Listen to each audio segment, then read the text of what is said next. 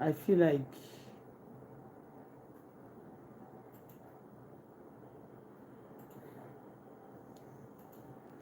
time to log on 8 o'clock.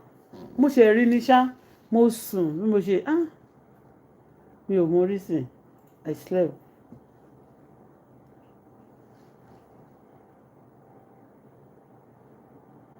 In fact, someone needs to be very careful. Tó bá fẹ́ máa bá wọn people ìgan tó ń ta mọ́tò yẹn, tí bá fẹ́ máa bá wọn post mọ́tò sórí line mi. Ṣé o ti yé? Tolúwa ni mi. Ó gbọ́ nǹkan tí mo sọ ni. I'm talking to you now. Someone need to be careful. Do you know at times, some things we don't know, a lot of things is going on around, we don't even know. Do you understand? You know, because I just went there today. Oh girl, the Lord will expose all of them. All the one pretending to be good person, and they're actually evil, destroying people's systems, stealing from the system. The Lord will expose them. People, some of them will be thinking, Mama, will pay or they need. But I can show them. I'm your soon. I'm also, in fact, I tell you, for that few, how many hours? Like 2 hours. Timothy Suye. Money sans sleep.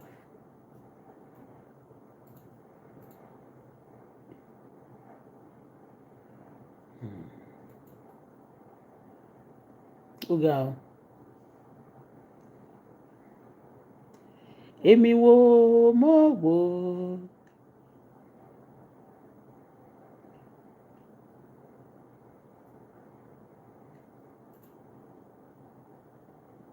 Èmi wo mo wo.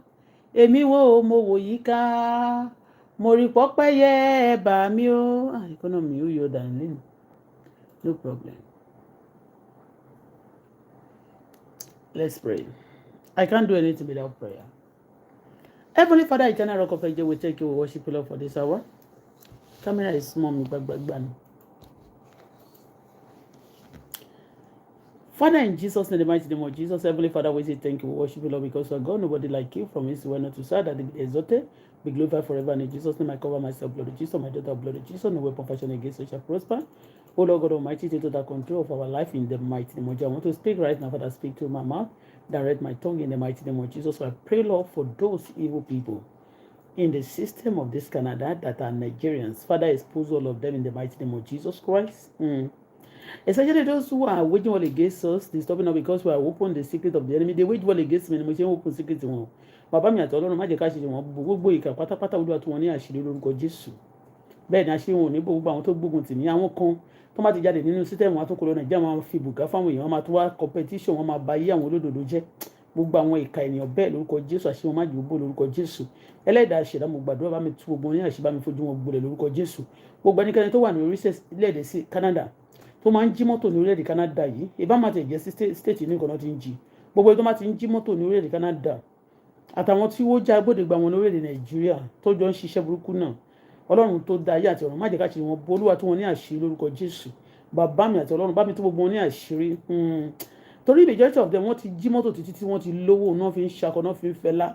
Wọ́n tó máa ṣe bí big person láwùjọ. Bẹ́ẹ̀ ni mo gbàdúrà gbogbo àwọn ìkà wọn yìí, àwọn olè wọ̀nyí, àwọn apanilẹ́kúnjayé yìí, Ẹlẹ́dàá ṣẹ̀dá bá mi tó gbogbo wọn láṣìírí lórúkọ Jésù. Ọlọ́run gbàkóso ayé wa. Because our innocent people, bẹ́ẹ̀ ni wọn ò fẹ́ jẹ́ ká rọ́nà lọ, tá bá fẹ́ ṣiṣẹ́, tá fẹ́ ra mọ́tò, wọn ò fẹ́ tà fún wa.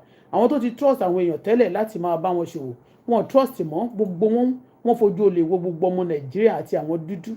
Bẹ́ẹ̀ ni wọ́n sì ń jalè kì í ṣe rọ́ o. Ọlọ́run mo gbàdúrà àwọn ìkà wọ̀nyẹn, àwọn olè yẹn tó yẹ pé olè nìkan náà àwọn mọ̀ ọ́n jà, tó bá tún jà tó máa fi oppress àwọn ènìyàn, wọ́n máa ní ọ̀dẹ̀, a fool, kìnìkan. In fact, some people are coming to Canada, they want to go to abroad just to go and steal. I pray for such people. Their secret shall be open. Àṣé wọn ò ní bò mọ́, bẹ́ẹ̀ ló máa rí kò ní yí padà. Jésù Olúwa wa mi, Ọlọ́run gbàkóso ẹnu mi, múnú mi dùn, fọkàn mi balẹ̀. Bàbá ṣàánú fún mi, egungun mi ò ní wíìkì, ayé mi ò ní wíìkì, ọ̀nà mi ò ní dí, tọmọ mi ò ní dí, ọ̀nà ayé mi ò ní dàrú, táwọn olólùfẹ́ mi náà ò ní dàrú, bẹ́ẹ̀ lórí kò ní yí padà. Jésù Olúwa wa mi. Gbogbo àwọn gbòdìbò wọn náà lórílẹ̀-èdè Nàìjíríà, Olúwa tú wọn ní àṣírí. Information In fact,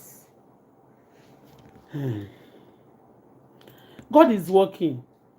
I can see that a lot of people, Nigerians, the criminals, they cannot like me. They cannot give me star. I notice it on this social media. Nobody giving me star.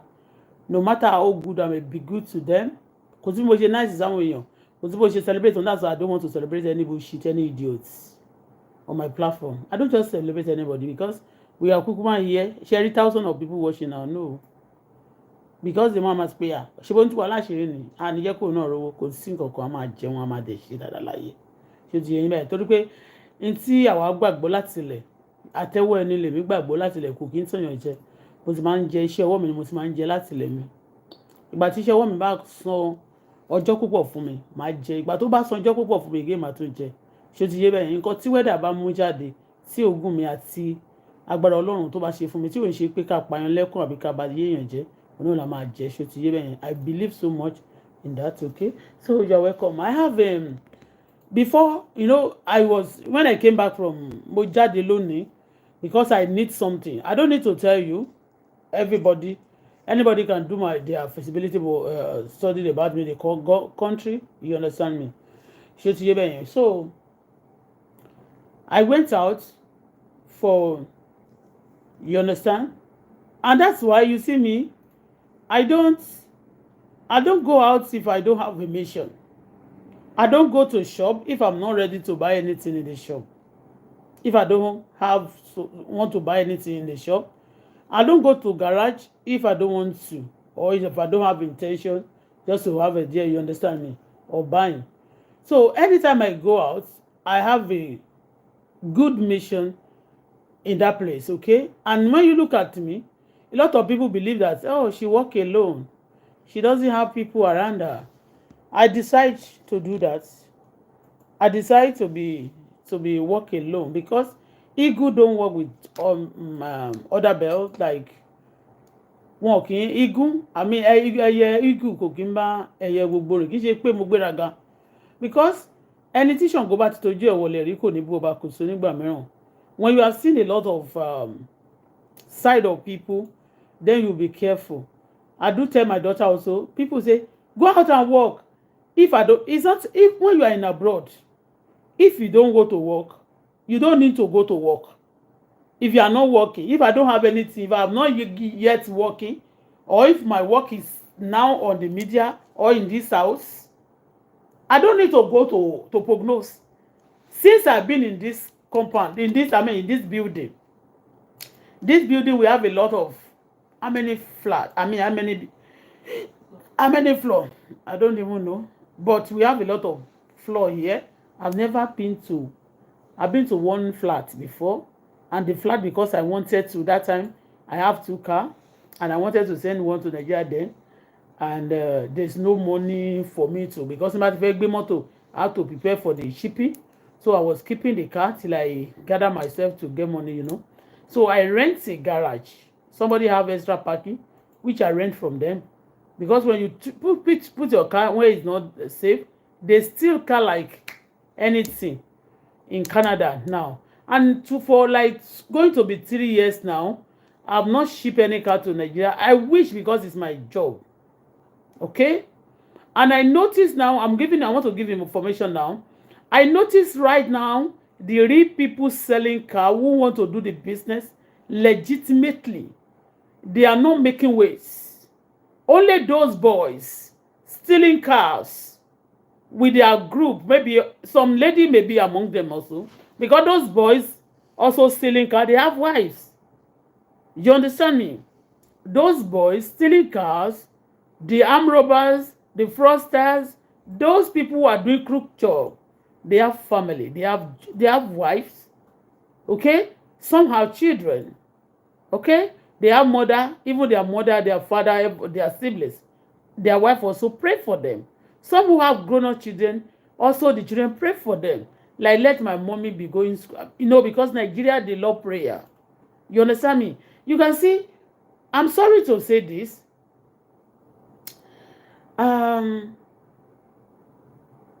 Anyway, let me go straight to the point. You understand? Let me go straight to the point. Today, For a few days now, I've been going around. Because I need a car. Just a car. The car is not to send to Nigeria. The car I needed is not to send to Nigeria. Now, I have the car that I'm using personally that I'm supposed to send to Nigeria. I'm scared about them. If I have my passport with me and I send the car to Nigeria, the moment the car landed in Nigeria, they are pricing it, I will be there with the car. I will go and witness. You understand me? Because they will steal from you. And they will tell you cannot come. And that's why we are telling people, because these criminals, they are very large in number in our country. And they have backbone. And they are connected also. Are you getting me what I'm saying? I supposed to. Some car that I will just sell here, I'll be looking for people to buy. See that 2000 and the last time I sent car to Nigeria, even the one I bought that I supposed to send to Nigeria, I have to sell it here. You understand me? Because selling it, when you send it to Nigeria, you go is for one way or the other, you can make more money. You understand me? But what about the money you make? They will take the money you are making from that car and they will take another one you are not making. At the end of everything, then you tend to get shortage on those cars. So 2021, since then, I've not sent car to Nigeria. And most of the time, I'm shouting, I need my passport. I need my passport. If I send car to Nigeria, I'm going to be there the moment the car arrives. You understand me? Because when you hear, even here, they are stealing cars, Nigerians, because I'm going to tell you a story now. So anyway, I'll be going around. You understand me?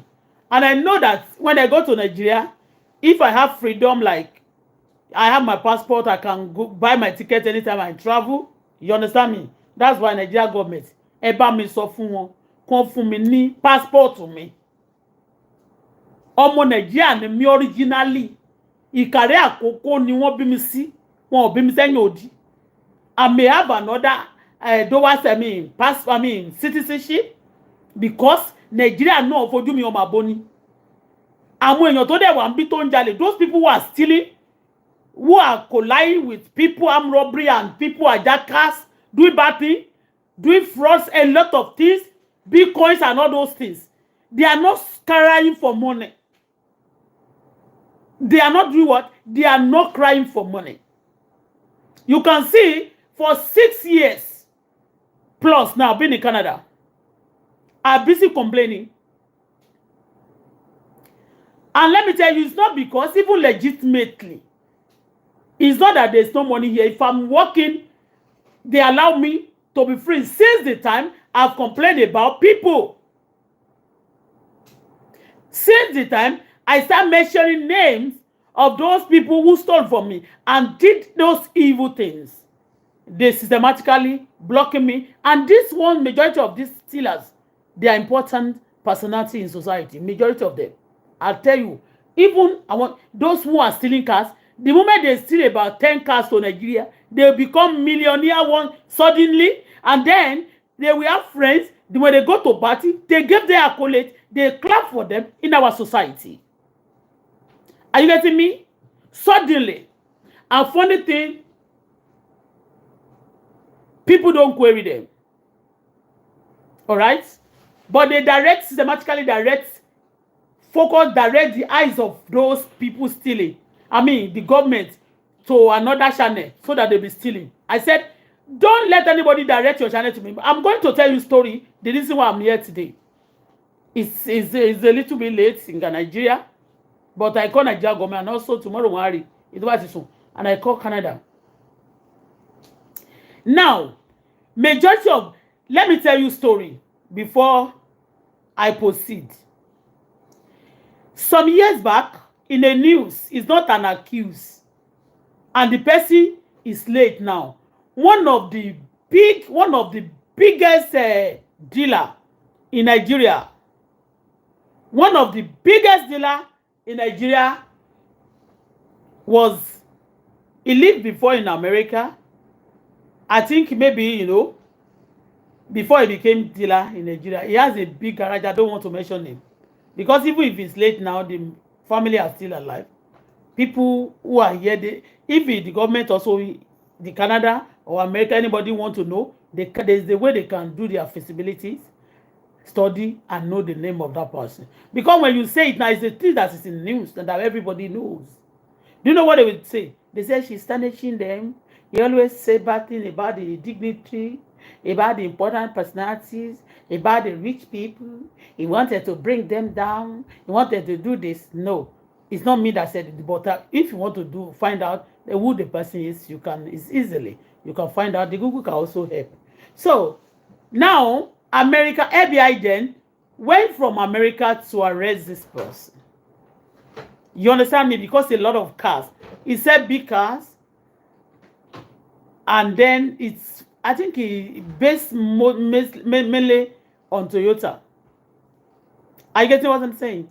He based mainly on Toyota and big cars like that. It's very popular. You know? And FBI from America went to Nigeria to arrest this person, get this person arrested. You know, after some time, you know, because it's an influential person, he's very rich. You understand me? I think after some years, after some time, they released him back. But since then, they said he started falling sick and like that. I don't know what they said. Maybe they said they gave him injection. But now it's late. It's a big dealer. Like me, I know when I love the car business. My enemy have been a failure in the car business. Because, you know why? We do buy car. We don't, you know, we buy car. You understand what I mean? And when you buy car, you want to do the business of car. You are using your money, your sweat to buy car. Sending it to Nigeria. The people stealing cars, do you know what they do? They will not let you sell it. They can sell their own anyhow, any amount because it's been stolen. But we use our money. Like the car I'm using now, they are pricing it. I wanted to sell it just for me to get some down payment for some things, you know, for me to get down payment. And that's why most of the time we have to expose ourselves on the media because some people don't have access. We don't have access to some people, and I don't have friends. I don't allow anybody. In fact, I don't think in Canada, except if the person is a doctor, you understand? If the person is a nurse, a man. The person is working legally, we know where he's working. But anybody that is doing business, all these people roaming around that they said they come and I cannot marry them, I cannot date them. In Canada here, oh, because you got to do some research before you get into some people because it's some you only marry your bike, mama poli and tonwa. You go my low, come on, agent to lower leg bear to Korean. So you got to be careful. Since I came to Canada, I don't have boyfriend. I don't have male friend. I don't have female friend. Also, my daughter also, I tried, when she was in school, she always called some people friend, but since she left school now, I don't think there's no ahead. If she go back to another school now, she can, you understand me, I won't prevent her not to have relationship, you understand? But we have to be careful because a lot of criminals out there and they have no label. Let me go straight to the point. Do you know that I never knew that people steal car until 2000 and one day like that I did it. I was like mad. I call out the person's name. He was asking me, those things they are doing in Dubai, in Canada, are they still doing it? The man is a big man in America. He has been long in America also. He also sending car to Nigeria. He's selling car. And this man has a lot of children that are also like a doctor. He has been long in America. And he called me one day. How did I know this person? When I wanted to sell my house, when I was in Nigeria, I wanted to sell my house to relocate. You understand me? I was looking for people. So they come in to check and all those things, you know. And through one dealer also. Through one dealer that is a pastor that I know before in CSC. So Pastor Leke. That is Alade Express tó ń ta mọ́tò yẹn, through ẹ̀ mo fi mọ̀ ọ̀gbẹ́ni yẹn. So, and this person, because what these people are doing, all this mafia, because any job, any work you are doing in Nigeria, they taught themselves to mafia. And that's why the whole world is crashing. And this mafia, some of them, they are turning themselves gradually to another, they're promoting themselves to another level. That is what they call terrorism level. Are you getting what I'm saying? So now, this person, I don't know that they always do those nonsense because I'm a Mugu. I don't know all this. Even if I'm not a Mugu, I am not going to steal people's things. You understand me? Because some people don't have grace of sin. If God love you, when you do evil things, He will not cover you. Anybody God, if God have cancel you, you are no longer in the book of God. Okay? Everybody, God knows everybody. But if you are no longer in the favorized book of God, if you commit sin, you're going to be going free at times. But any day you are being caught, you may not have another duplicate. Another second chance. You understand me? But let me just tell you what I'm about to say. I'm giving you this illustration for you to understand. So in London, during that time, during COVID, a lot of people, like I'm talking now, nobody, check them. When I said they should donate money for me, they should assist me, nobody will assist me. Okay, please, patronize me, send me to buy car for you, they won't. And I can tell you boldly today, if I'm giving this information, hey, anybody, Timba, oko jẹ́ pé wọ́n máa sọ pé ó ń kó bá àwọn èèyàn ni, she's the one exposing people. Anybody that will cobalize me, that will cause me problem, iti mi ò ṣe tó máa fẹ́ delay mi lórí, that things I don't know anything about, that is evil, that will try systematically to put on my head, I will expose the person. If the person is big or small, I go expose am. Because orí mi bó ṣe wà kò gbẹrù ńlá, ẹrù òṣì, ẹrù ìyà, ẹrù ẹlẹ́rù, ẹrù ikú, ẹrù ẹ̀wọ̀n, orí mi ò gbà, orí ọmọ mi ò dẹ̀ gbà, ìwọ ni. So, if I expose you, please don't be annoyed. If you are being exposed, what I'm saying, expose you, please, pardon me. It's because I don't want to suffer for things I don't know. All right? And I don't want my daughter to suffer. All right? Because I'm not a criminal. And nobody criminal can play around me and turn their problem, their crime things to my own distance. Okay? So please, hey. This man called me during the COVID, because during the COVID, a lot of people, because there's no movement. Even the person who caused me trouble, who sue me to court, and that time, there's nobody will tell me that person. Oh God. And do you know why Pastor Damina, I'm going to say something about Damina also on this way. Mi ò sọ pé Jimoto, mi sọ pé Njale o. Okay? The person who sue me to court, tó bá sọ fún mi pé gbogbo wọn, because àwọn pé gbogbo àwọn èèyàn yìí pé wọ́n mọ̀ nípa ikú bàbá ọmọ mi, irọ́ ni. Torí ẹ̀ ni mo fi mọ̀ pé àwọn alágbára wà ní àwọn tó pa bàbá ọmọ mi. Ṣó ti yé? Àwọn alágbára mi náà kedere, wọ́n lè má bẹ̀ àwọn èèyàn kó lọ jalè o. In fact, let me tell you, some alágbára, the big people of Nigeria at times, majority of them, even some king, some people in politics, they say they've stolen in some country before going to back home, and they will have the money, they started doing politics. Imagine. So how can our country be okay? Our country is going to be okay, Sha. Anyway, Sha, we are praying. Anyway, let's continue. This man called me then because I have Highlander 2017. And the Highlander I got then, I bought it from that garage that I show you today. I have about 4 garages that I do patronize to buy those cars. It depends on, but any car that is a little new, that is a little new for export, because some car will just have accident. When you have accident like that, these people, they will fix it and will become like new, you understand? But those cars, some of them may not be, people here may not love to buy them. Instead of them, they go to garage. But in that garage, I bought new cars. Semi-new. And there's one particular Highlander I bought from that man at that time. Are you getting me? They are well established, these ones. And I bought another Sienna. The Highlander was 2000 and is it 70 or like that? You understand? You know, 2020 or 21, you bought something 20. You know, it's just 2 years or 3 years new, you know. And another one was 2018. Another Sienna was 2018. That one is Titi Ebony sent me.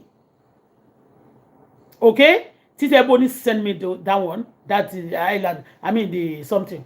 So, I bought some car, Toyota. Some we have accident, they will fix it. Or some we will not even fix it. They are going to fix it back home. Because it will be cheaper then. Then, when getting to Nigeria, when I sent one for Titi, the bill of landing to that madam, the one that belongs to that woman and another people from London, there's a woman in London, she's a nurse. In fact, she's a widow. Okay? I'm not mocking her. But that time they thought maybe I talk and I'll teach about widow that one day. She always present in my on my this thing. They believe maybe I'm talking about her. Also, she have one way or the other. These people sending me something, money to buy car for them. Anyway, just let me talk. I'm just telling you how I got to know these people. Online, they call me because everybody communicates online then. And on my car, I have where I do buy them.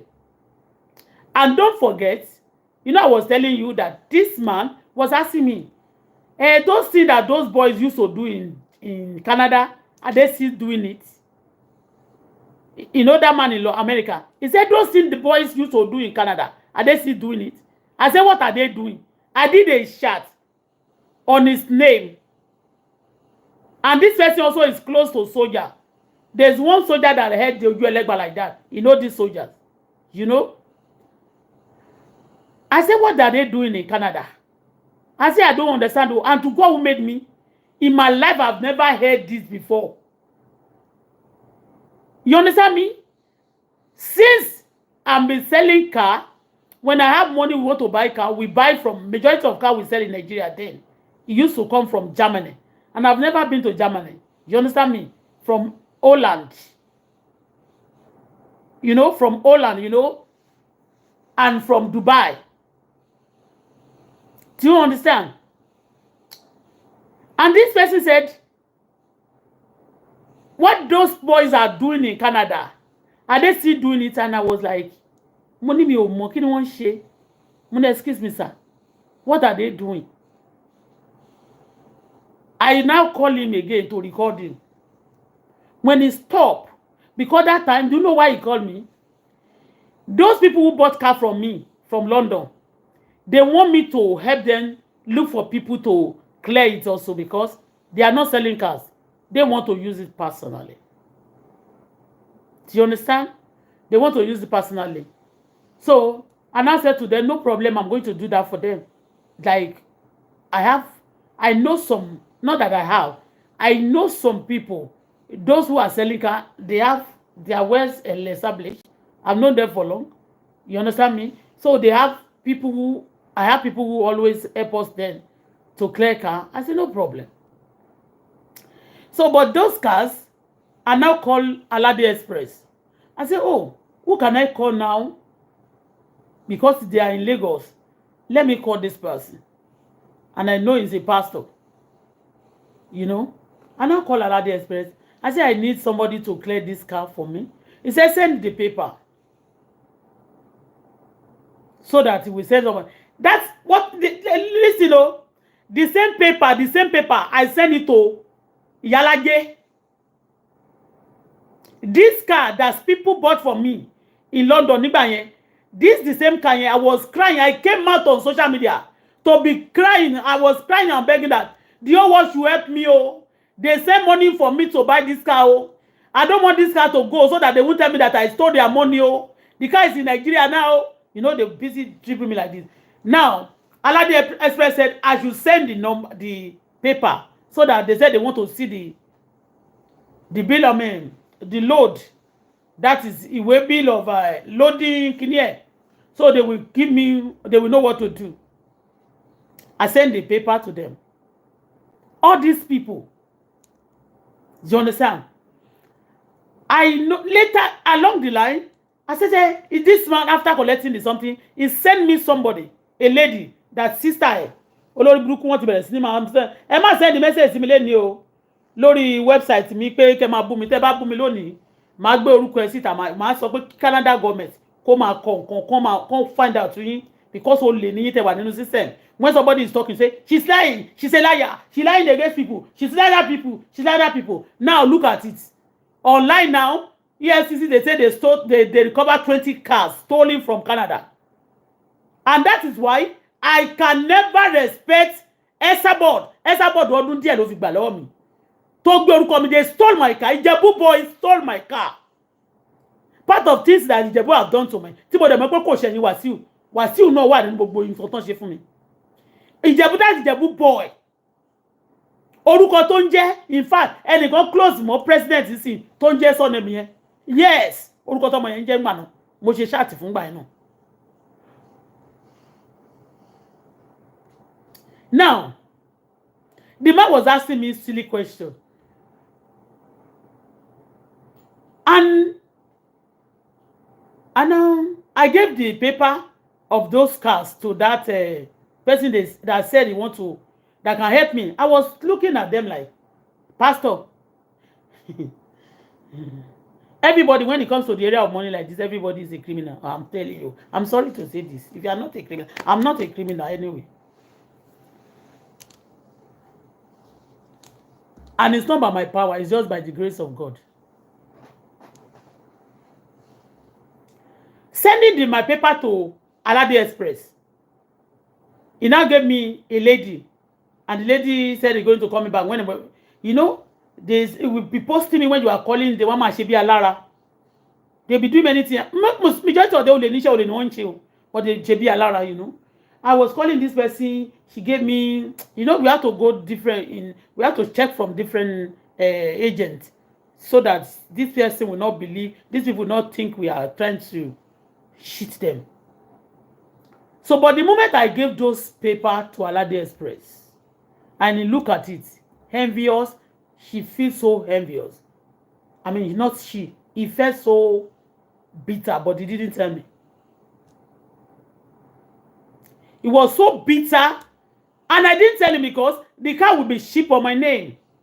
The person here who sent the money from London and other people from Nigeria, they are not here, so I will use my name to ship it.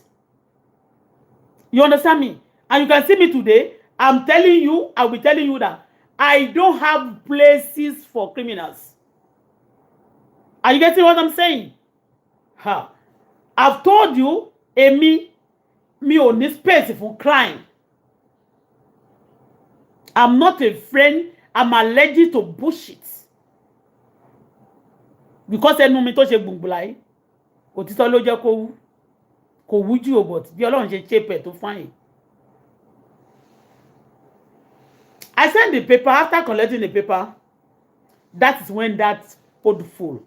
I'm sorry to say. They said you are rude to elderly person. Like those ones, when anybody that playing that is a criminal, if you are old and I notice you want to cobalize me, or you want to rope me, or you want to be, you are jealous of me, or things to me or share, me simply because you don't want me to move forward, then I will disrespect such elderly person because it's not elderly person to me.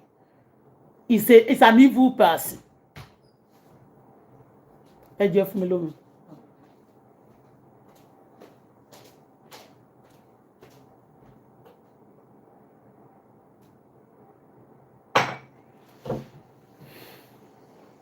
Oh, somebody sent me a message. Say, how much can you get Range Rover 20? How much can you get Range Rover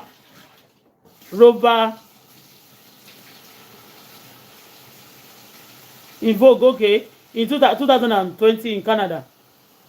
Do you want to buy? If you want to buy, talk to me. It's varied. The price is not stable. It depends on the mileage, depends on the car. Depend of the you are talking about year now, but year either is 20 or there is 20 that the mileage will be high, the body will be okay, and some 20 the engine will be low, and also if you have little body scratch, you know, the prices vary. It's not the same. So if you want me to do that for you, you can tell me, because I can do that for you. Consultation fee.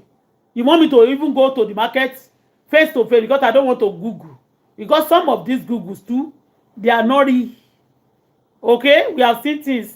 At time me too, I tried them online. A lot of fraud in this Canada. Fraudsters won't pọ̀ gan. A majority of them, àwọn tó wá sílùú Canada, those who came to Canada to see for green pasture, you know, they are still here to do bad thing. Anyway, let me continue. The guy, that old man, I'm sorry to say this, old fool, after giving that paper to Aladi Express that is selling cars, and I believe he's going to give me an agent. Ìbànújẹ́ wọnú ayé máa yẹn lẹ́sẹ̀kẹsẹ̀ ni. And this ayé máa yẹn òun ló bá mi ta FJ mi nígbà tí mo fẹ́ kó Nàìjíríà. Nígbà tó bá mi ta FJ mi, ó ní máì tí lọ kó Nàìjíríà ńgbà yẹn. Gbogbo tó lọ sókè yẹn kó máa wálẹ̀. Ó ló lọ sókè tó máa wálẹ̀. Gbogbo bẹ́ẹ̀ mo ná yẹn tán. Tí bá ti lọ nígbà yẹn lọ sí America, màá ra mọ́tò pẹ̀lú owó yẹn. Mi ní pẹ́ màá tún padà sí Nàìjíríà. But that time yẹn, ó fẹ́ kí n ná owó yẹn tán. Owó tí mo ta Range Rover mi tí mo ta FJ mi gbà yẹn, simba owó yẹn tí mo kó dání tí bá dé America, màá gbé mọ́tò méjì wọlé àbí mẹ́ta. Pẹ̀lú owó yẹn, màá lọ ṣe mọ̀ pé to and fro ní ticket máa rà. Màá máa lọ, màá máa bọ̀. Màá jí padà. Bọ̀ wọn ò ní fẹ́ kó jíǹde. Wọ́n dẹ̀ máa wàásù àjíǹde Jésù. Bí àwọn tamper tó máa ní, ẹ má bínú omi yẹn rúdù sí wọn, tó máa ní tamper ni wọ́n, tí wọ́n dẹ̀ ń tamper pẹ̀lú ayé wọn.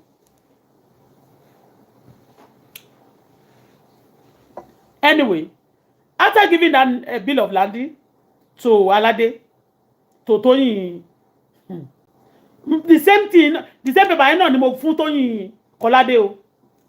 In fact, àwọn èèyàn ṣẹ̀ mí gan. Wọ́n máa ní tẹ́nì kọ̀ọ̀kan bá ti sọ pé mo rúdù síyàn. Let me tell you, mi ò fẹ́ sọ̀rọ̀ mi báyìí kó má bàa I don't want to talk. Mi ò ṣe ọmọdé o, mi ò kéré nínú ayé o. Lọ́jọ́ orí àti ní gbogbo nǹkan, mi kéré nínú ayé.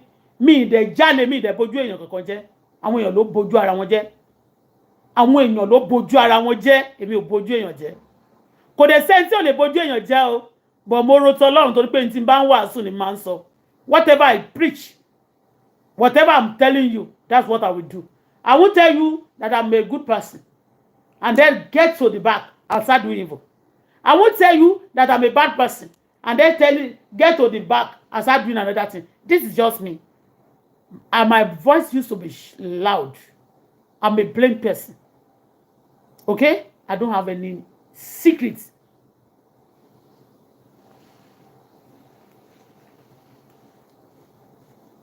After giving that paper to Alade, because I met that man through Alade Express, the man just called me.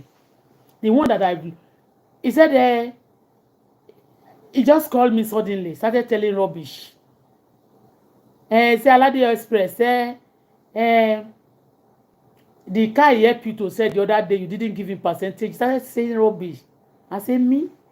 Alade Express will help you to sell car. And then we not take the percentage.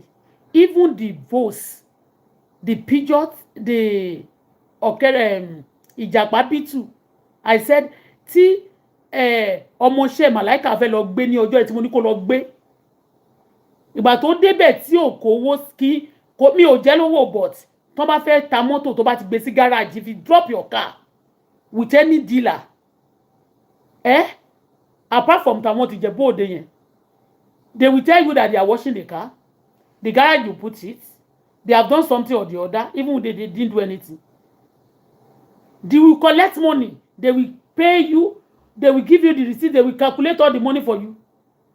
He refused Ṣọlá tó jẹ́ máa ní kí jà Ṣọlá Màláíkà gbà tí mo ní kó lọ gbé gbà tó lóun fẹ́ ra mọ́tò yẹn kó kàn lọ wò náà bó tẹ̀ jẹ́ pé eventually wọ́n wá jalè ṣó ti yé yín kò gbà ìgbà tó wá ta range ọmọ tó wá ta mọ́tò FJ fún mi tó jẹ́ pé ọmọ Lebanon ló tà fún ọmọ Lebanon tó wà ní Ìkòyí ló gbé lọ mi ò mọ ẹni yẹn rí tó lẹ́ni yẹn ló gbé ló lẹ́ni yẹn ló fẹ́ rà Lebanon lára àwọn Lebanon tó ń bá wọn ṣe ọ̀nà ẹni tó ṣe ọ̀nà Ìkọ̀tún ló ra mọ́tò mi lára àwọn òyìnbó tó ń ṣe ọ̀nà àdúgbò mi kẹ́mọ̀ pé gbogbo àtẹ́mi ti ń gbé mọ́tò yẹn gan làwọn èèyàn ti fojú sí pé wọ́n máa ra mọ́tò ẹ wọ́n á ra lé ẹ wọ́n á sọ ẹ̀dẹ̀dùn arìnlẹ̀ wọ́n á sọ bẹ́ẹ̀ fún ẹ wọ́n á sọ bẹ́ẹ̀ fúnra wọn oògùn ẹ̀dẹ̀ ni àwọn olè yìí ẹ̀ ní ṣan tó dájẹ́ àwọn mọ́tò tó ń sọ pé wọ́n recover ní Nàìjíríà ni àwọn tó bá connect mọ́ wọn Canada their name must be mentioned ẹni tó bá bò wọ́n kò ní ṣoríire the connection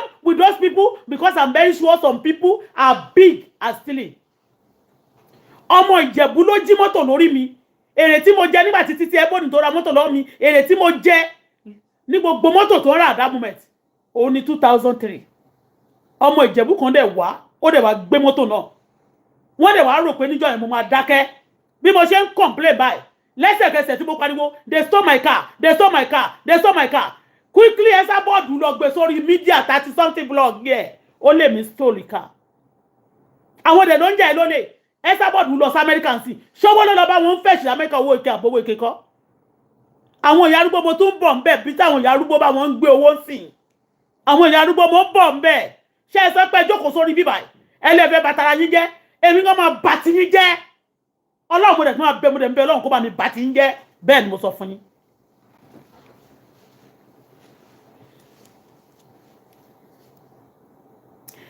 This card somebody sent from London that time. All of them, systematically, one way or the other, they will connect to Wasiu. They will connect to one person. All these people waging war against me underneath, just to cause trouble. You understand me? Now, when that man called me, now started asking me silly question, because those BB cards, they said they are not stealing small cars. And I'm telling you, that time, ento ra mọ́tò tó tóbi jù lọ́wọ́ mi. Oh no ni àǹtí títí yẹn mọ́tò ẹ̀ tó tóbi jù bí mélòó kan ló rà that's Lexus kan tá lọ ra garage ó kàn fi yẹn gan fi gbá mi lójú ni tó ní ẹ kí n lọ rà ó kàn fẹ́ fi system gba data àwọn yẹn yes they collected the data after buying that single one Lexus yẹn wọn ò padà rà mí lọ́wọ́ mi mọ́ wọn máa dì pẹ̀lú àwọn máa bẹ àwọn ẹlòmíì ṣó ti yé yín torí ẹ̀ gan mi ò sọ pé àwọn èèyàn ń jalè ṣùgbọ́n olè ò ní lé bẹ́ẹ̀ olè tẹ bá ra wọn tó bá ti bá mi jà tán bá mi ṣòwò tán bá mi jà àbí náà kò dédé bá mi jà tí wọ́n hate mi olè ni wọ́n they are criminals the criminals are hating me the good people cannot hate me anybody that hates me is a criminal go and check it find out because whoa I will remove this thing I'm feeling hot sorry I want to remove my wig sorry I'm hot I'm sorry.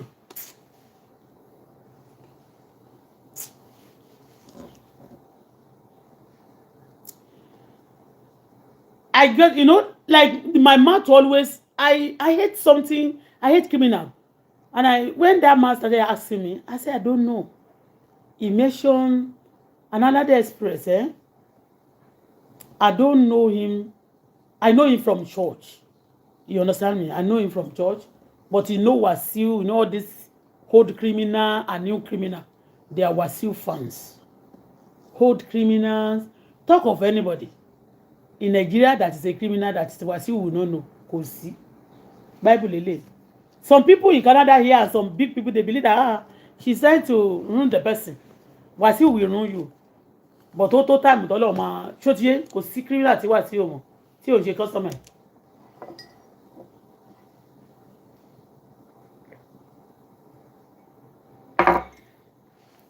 I get upset that day. Eventually, Alade Express just want to hold the something, when the car is already being shipped, they is moving every day, and somebody collected your bill of landing, they put down your bill of landing, all of them, they will tell you, when you are sending it around like that, they putting some embargo on those bill of landing. You understand? I was very upset, and I yabbed that man. I called him, I recorded him, and I played his voice. And when I was talking to him, I was like very mad at him. I said to him that if you're a criminal, I'm not a criminal like you. I am a woman. Some women will measure your leg, but me, in South Africa, this is where they said I don't mingle with them because I've seen trouble in the early stage of my life, and I don't want anybody criminal to come around me. I tell you.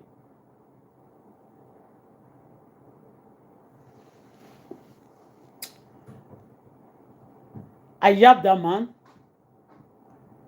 and he said, no, Alade Express said you are owing him. I said, me, I'm owing Alade Express. Alade Express that is a thief.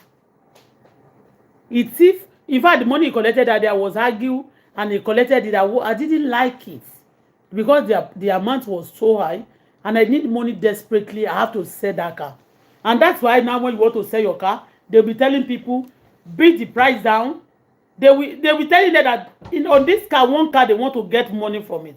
They can tell somebody the car that you bought for 8,000. Like this car I was using then, I bought it about 2 years ago, 8,000 plus, and I repair it. I do many things on it, and I don't use it much like that. You understand me? And they are telling me they can be pricing it crazily because somebody is telling them that they want, if I sell that car, that they want maybe 1,000, they'll be giving them the amount they want to collect from it. And this one, they are not even dealer. They are not dealer. They are just one idiot from one country.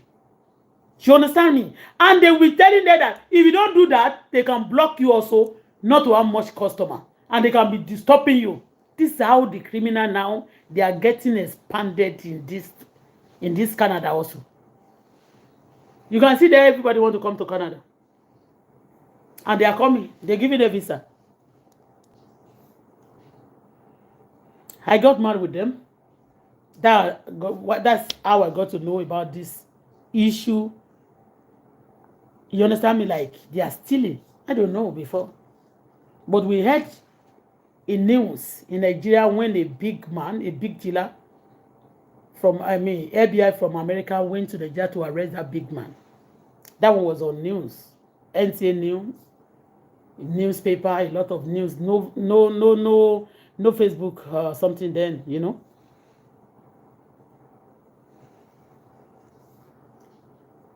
Now,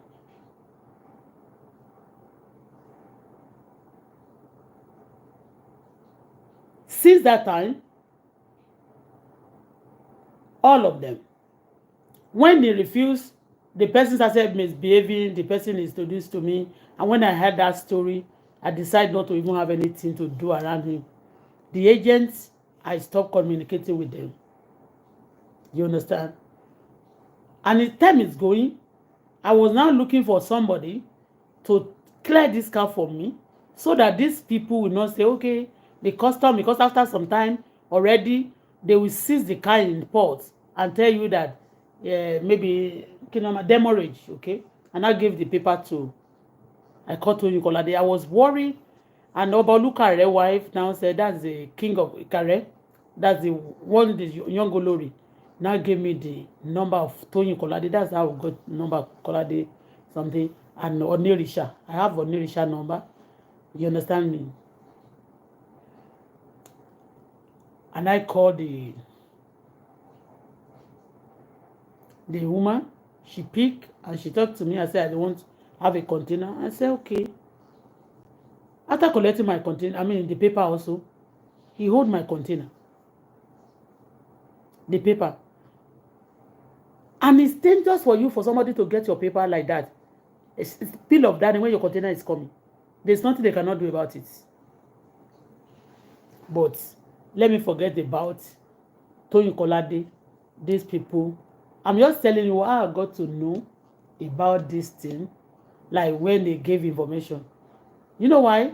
Because those two cars, all those big cars, I bought one. Some of them in that garage I show you, the one yes. I bought my car in 5 places in Canada. since I got to this Canada, the people selling for me. In fact, the other one tí mo pray for níjọ́ kan báyìí Jamen tí mo pè níjọ́ yẹn, all those small Toyota Corolla, also they are not new like that. Their car it's not like new like that, you know. And that place, and where I do buy one new car, I mean semi-new, also 2017 Lexus like that. There was no new car in that scene. You understand?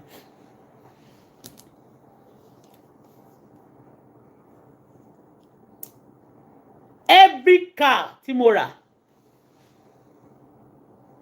that garage I show, you know me, when I show my garage, those places at times, for security purpose in future.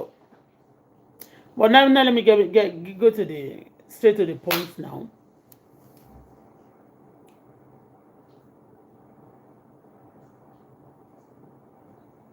Since 2021, I think that's the last. Is that the last one I sent? The container I sent that have problem. Since that time, I didn't send container again because I was crying like a baby here for the whole world. I didn't call for Canada government alone. I was calling the whole world. Should please help me? Oh, that's me and Tomo mo ṣe chat enjoy. Me and my daughter did the same. That chat. Mo gbàgbé aṣọ kan báyìí tí mo wọ̀. Bí ṣìbọn báyìí. Mo sì ní aṣọ yẹn gan nínú ilé. Ẹ̀kan dẹ̀ pé kan tí mo wọṣọ yẹn nìyẹn. Ó wà nínú ilé báyìí. Èmi àti ọmọ mi, I was crying. Before kan tó wá release kìíní yẹn. Because we were very release. I paid demurrage. For you to know how wicked. Do you understand me? The car they stole, those one who are stealing cars. They just want to do that for me because I've exposed some people. And the car they send me. So if those cars not deliver or they seize it, they will be drawing me. Because they are looking for a way to just sue me. You want to shut up my mouth. Because today, for the past days now, anywhere all these sellers, they see Nigeria or they see people now, they always feel somehow. And again, let me tell you, those small garage, some dealer also here in Canada. Me go fẹ́ sọ̀rọ̀ ni. Okay?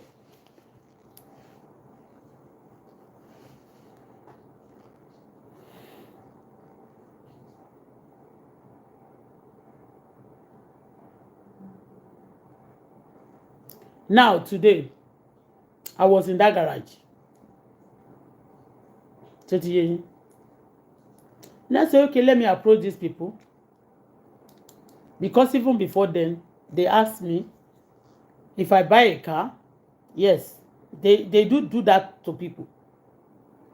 They give you are living in Canada, you have your ID, everything. What they will do is this. If you have money, you have part payment, you can pay. You understand me? They can even allow you so far you want to do the, you know, because they always look for partner where their car can sell very well. You know? And as I explained it on social media, I always open the secret here that, oh, I have some customers, some people, they say I can buy a car like this. All of them, they are jacked them from Nigeria. First of all, they pump money to them to buy a car. Say those one will be trusting them. After some time, they will do whatever.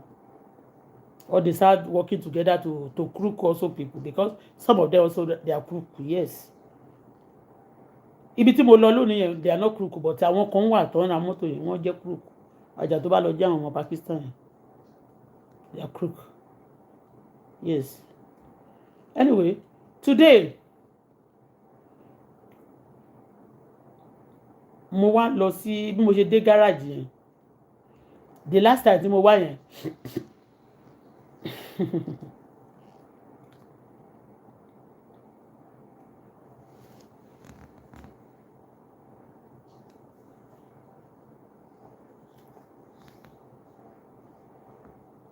Mo lọ sí garage káàkiri bóyá mo lè rí, wọ́n máa ń ra mọ́tò náà. Tó máa ra mọ́tò yẹn bó ṣe wù mí, you know. and bóyá mo lè rí mọ́tò tó bá ṣe é ṣiṣẹ́. Ẹ mọ̀ pé mo sọ pé mo fẹ́ ṣe Uber. Uber yẹn ní category by category. Mọ́tò tí irú mọ́tò mi yẹn because ó ti jẹ́ 2000 and from 15 upward ní wọ́n fẹ́ ṣe ti yé yín. Any kind of car bọ̀ kó ṣáà ti jẹ́ ètò good ṣe ti yé yín.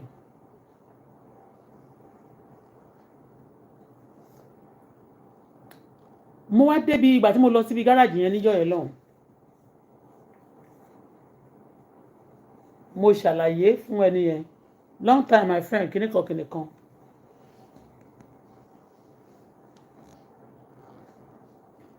Ó wá di ní ọjọ́ yẹn mo wá kàn rí pé ó gbé mọ́tò síta. Mọ́tò tí mo wá rí pé ó padlock ibi gáràjì wọn always. Ọdún wọn máa ń padlock ẹ̀ o.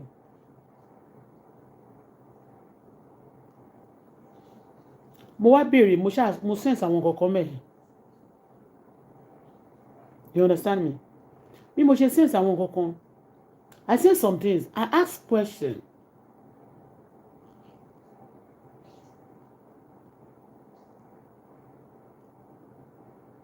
Èmi mọ̀ tó bá ṣiṣẹ́ for like 6 months. Credit ẹ lè weak. But tí n bá ṣe business, yeah, because wọ́n máa sọ fún ẹ tó bá ṣiṣẹ́ kó tiẹ̀ wà ní system gan. Àwọn tó bá fẹ́ ra cash ṣó ti yé. Mo ṣáà sọ fún wọn, mo wá béèrè question lọ́wọ́ ẹ̀. Mo béèrè question lọ́wọ́ ẹ̀ kan. Mo béèrè àjọ lórí fóònù mo ní what mo ní I notice something around you. Ó wá ní kí n sọ fún un, mo sọ fún un. Ó wá ní 4 months ago. He said 4 months ago. He said some black people say Nigeria. Kò sọ pé Nigeria no. But ó ní bó ṣe ó ní Nigeria ni wọ́n.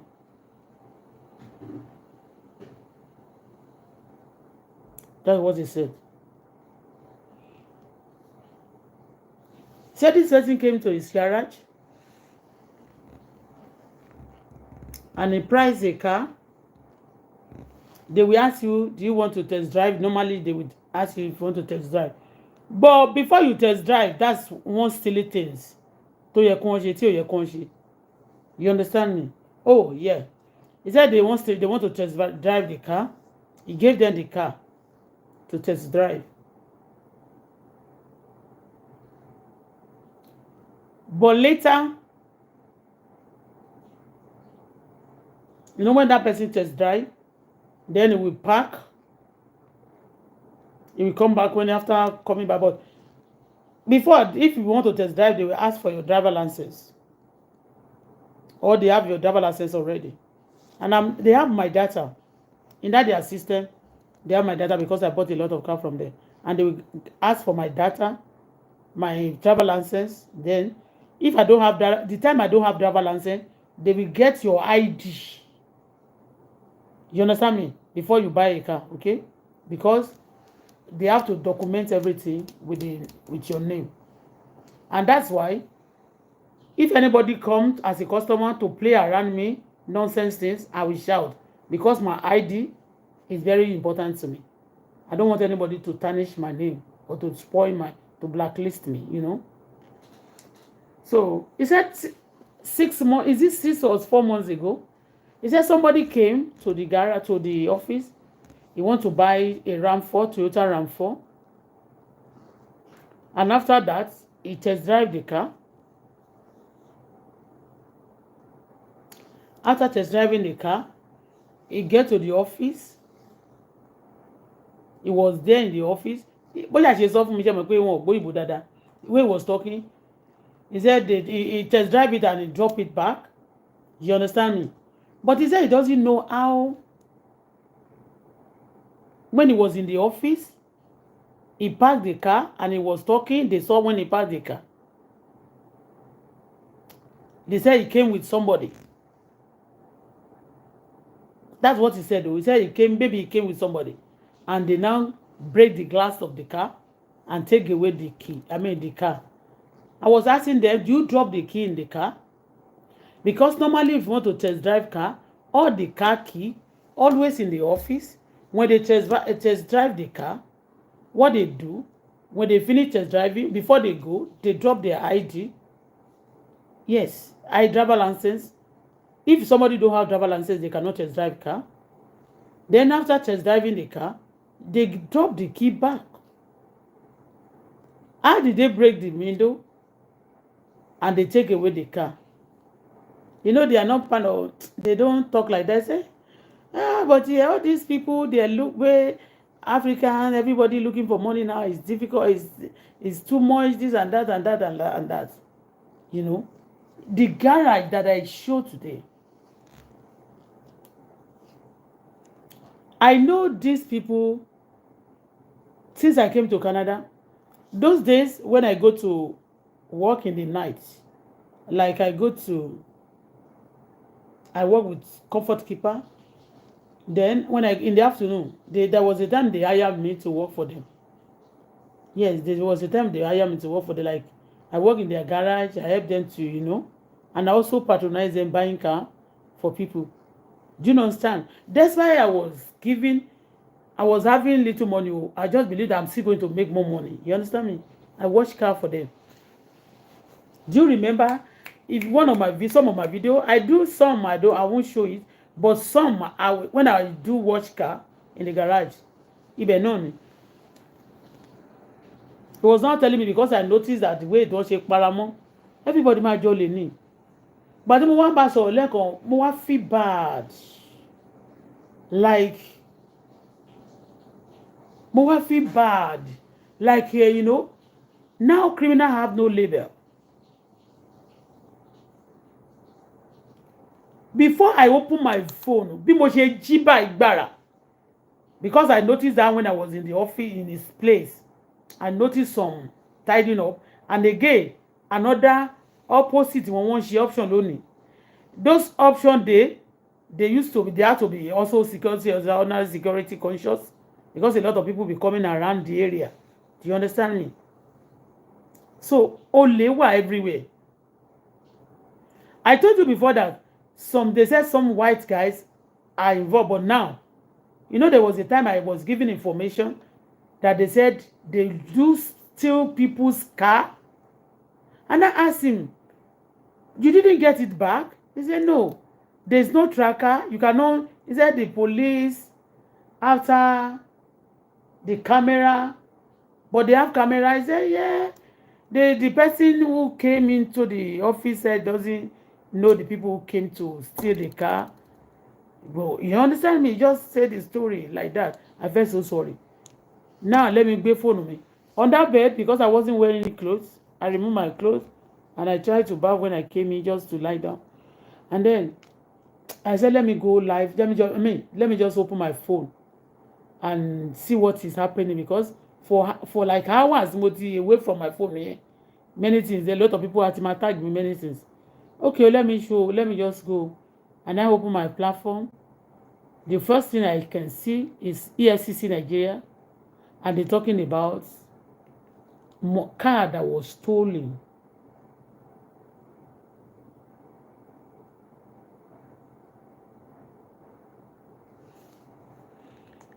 Car that was stolen in Nigeria. From Canada, about 20 of them share from Nigeria on the website of. Do you see? Nigeria will never love Nigeria. The people who are stealing, they may want to be making life difficult for me more, because some of them you cannot even throw. You can't believe some people that are stealing. I'm telling you this. Anything one like American buying is one of the biggest dealer in Lagos, in Nigeria, going to Lagos. Based on Toyota. So, without you stealing now, somebody cannot make money. You cannot be somebody in life again. Because, tire me. I'm getting tired though. Car, those people, the car they are selling is little minor accident, some are serious accident, that they will fix themselves and they will sell for exports. And the people who stole those cars, who steal that car from them now, they actually people who have patronized them before, or people who have studied them. A man,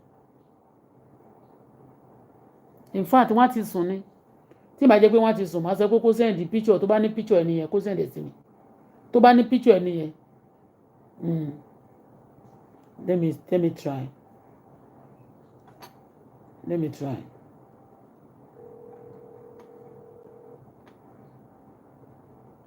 Hello, how are you, Bashi? Yes, that people that steal your car that time, you don't have picture of that person that came to the office to price the car? You are police now? I'm a police. I can help you, police. I'm not police. Wow. But I'm not police, but I mean, I don't feel good when I heard that story. Do you have their picture? If you have the picture of those people, yes, I can. I can help you by putting some things in media. Help me for what? The car is now in Nigeria. Why do you? Help me for what? Are you sure it's Nigeria that stole it? Any black is not only. It's not only Nigeria that is black. It's not about any country. Let's say it's okay. out now. It's out. It's gone. It's gone. But the person who came to your office that time, I know the car is gone because you know why now? They said there's some car that recover in Nigeria now. That's what I'm telling you. What is the name of the car? Do you know the VIN number? Madam, don't focus on your job. Prepare the money, make a job. That's it. Okay, I should forget about that. Okay, I will send you some things. Send me this up. Okay, no problem, Bashi. Maybe your car, they recover some car in Nigeria now. Maybe those car is part of it. I don't think so because it's already out. Yes, you don't know. Let me send you one link now. Nigeria recover car from Canada. About 20 cars they stole from Canada system. Maybe your car is one of them. And you told me today that and I'm talking to you. You say I should forget this out. They recover some car, about 20. Okay, how come to bring it? That's it. How to bring it? Yes, they can. If your car is there, they can sell it and then send money to you. The government can do something. Government can do something about it. I'm telling you now, what I'm telling you now is it can help. I know you have money. You forget about it, but they said they recover a car. That's why I'm telling you now. Forget it. Okay. Okay, forget it. I'll give for free. You give it for It's okay. Let's see for us make money a little bit. Okay. Thank you. Bye. Yeah. Okay, bye.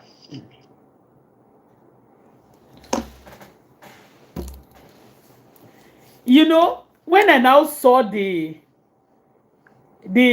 post that he was talking to me. Hey God, like I just later because I have some deal like I need car from me. You can see now that say, hey, just bring money, come and buy car. Yeah, money, understand the way they talk,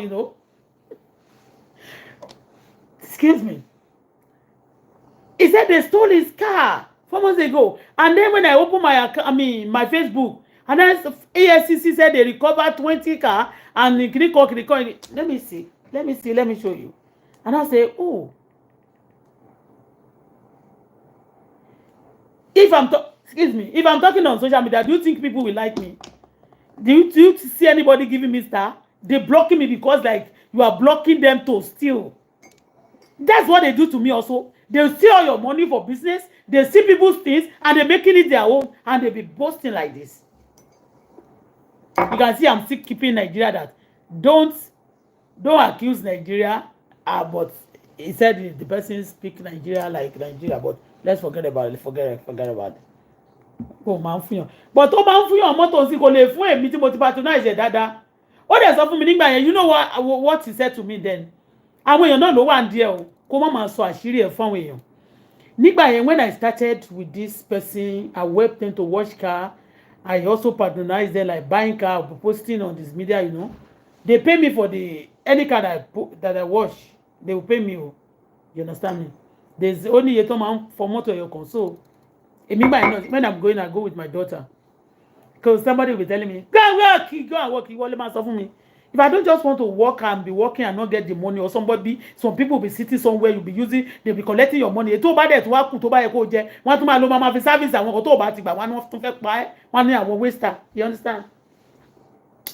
So this person said to me then that tí bá bá wọn ṣiṣẹ́ for some time, after some time wọ́n máa fún mi ní mọ́tò tí bá ti lówù mí wọ́n máa ń fi hàn after only time tó máa bá wọn ṣiṣẹ́ wọ́n máa fún ẹ ní mọ́tò wọ́n máa sanwó ẹ̀ fún ẹ o wọ́n fún ẹ ní mọ́tò gbọ́dọ̀ wà mú báyìí nǹkan kan báyìí tó bá ti ní mọ́tò tó bá dẹ̀ tún ti tó bá ti wà mọ́ tó bá lè wà mọ́tò tó bá bá wọn ṣiṣẹ́ wọ́n fún ẹ ní mọ́tò ṣé ó ti yé bẹ́ẹ̀ bó ṣe sọ fún mi lẹ́ẹ̀kan yẹn tó yàn sọ fún mi pé kí n lọ ṣe nǹkan kan àwọn ẹnìkan náà béèrè mọ́tò kan tí mo ṣáà ń béèrè iṣẹ́ tó ń tà mo ṣáà ní pé kí n béèrè wọ́n wá sọ fún mi pé wọ́n jí mọ́tò òun fọ́ kinní kan ìgò kinní kan mo ṣe ṣí Facebook mi mo kàn tún rí ibi tí wọ́n sí àwọn FCC sọ pé wọ́n recover mọ́tò 20 that coming from Canada òun la pẹ́ ni tí wọ́n jí mọ́tò yẹn sí bóyá kó sọ ń sìn ó ní forget it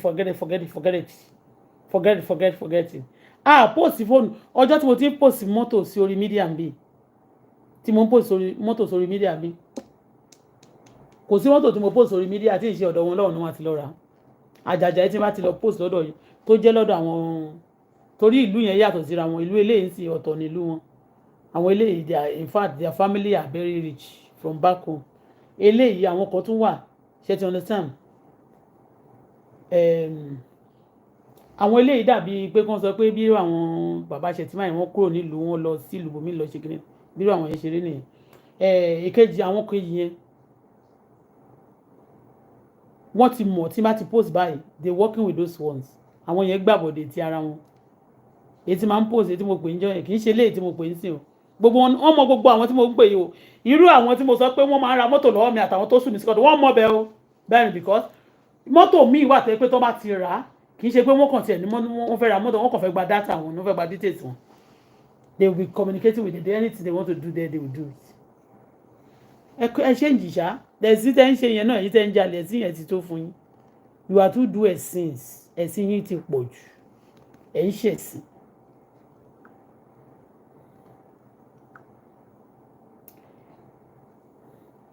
mo fẹ́ mú jáde ní o ibi tí FCC ti sọ pé wọ́n wá mọ́tò pé wọ́n rí mọ́tò kan gbà àkókò mọ́ ó kúkú lè má jẹ́ bẹ́ẹ̀ ó dẹ̀ lè jẹ́ bẹ́ẹ̀ tí ẹ̀ láìkì pásọ Dàmínà yìí mo ń bọ̀ lórí pásọ Dàmínà yìí and he is a good man o but ó ní nǹkan kan tó ṣe tí mi ò láìkì ó ní nǹkan kan tí Dàmínà ṣe mo tiẹ̀ lè sọ gọ́ǹsì nígbà tí ọ̀rọ̀ criminal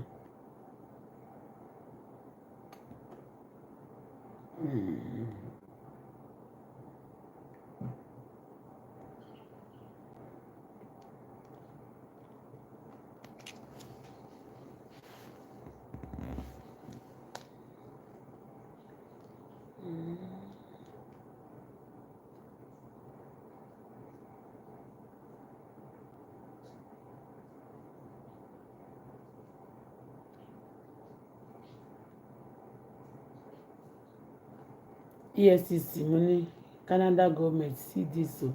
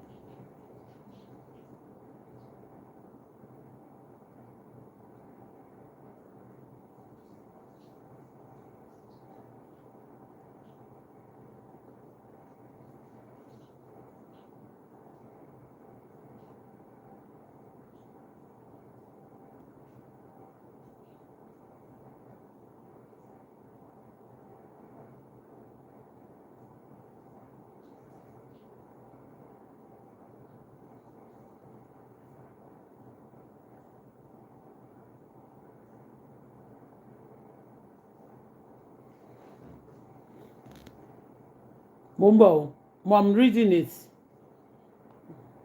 Ètò rí dáadáa gan. Ọmọ mi ló lè tún kà dáadáa. But I share it to Auto Sosesola. I will share it also to Auto-Bola.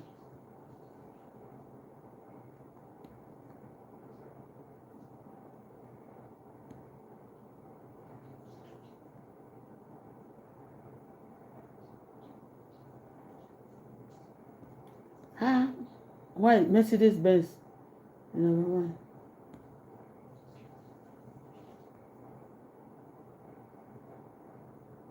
Acura náà. RS 350 Lexus deep blue.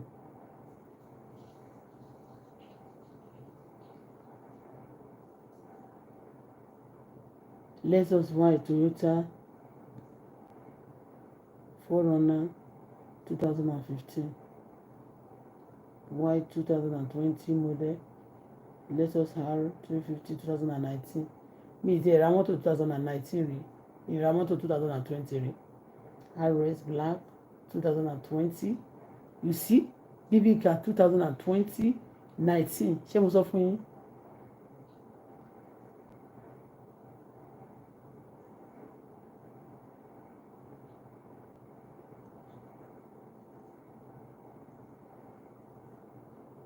Black Honda.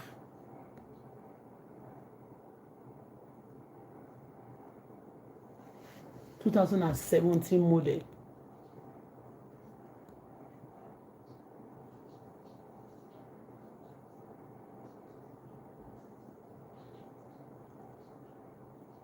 Other white Lexus. That Lexus wọ́n máa ń hunt fún ni. So there is stolen. Other have white Lexus. Sport 2019. Jesus. 2019. Àwọn mọ́tò ńlá láyẹn ni. New ones. Model grey. Lexus the majority of it. 2019 grey. Toyota Ram 4Runner 2018 model white.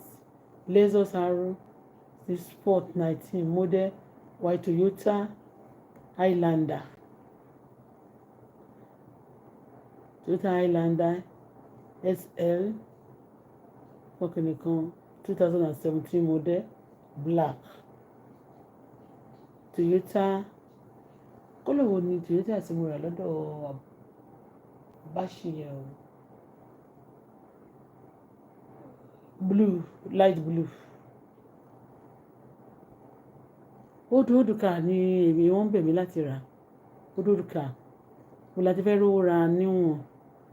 2010 tí mo ní mo wà ń bíbá ìgan tó yẹ kí n lo mọ́tò tuntun. 2010 ni mo ń lò.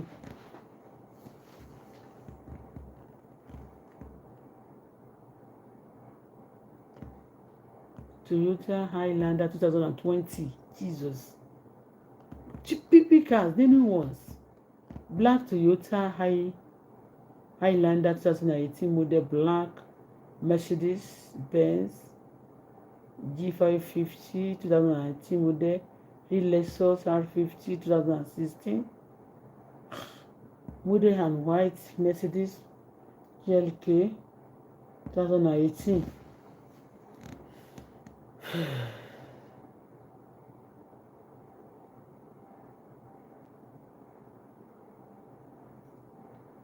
Okay, Momo, DSCC in the kò tiẹ̀ sí ranfọ́n bẹ́ẹ̀. Ranfọ́n ní títí ẹ̀ tó wá báyìí. Ẹ̀mí pé mọ́tò sì pọ̀ tí ó wà lẹ́yìn.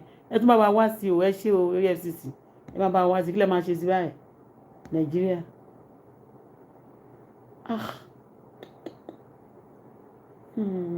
Ó lè nìkan.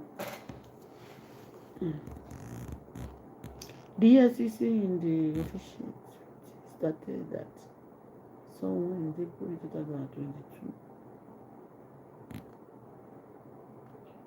Someone in April. Ẹ dúró náà. Kí ló dé tó ń gbé lọ? Someone in April 2022. Mo ń bọ̀ náà.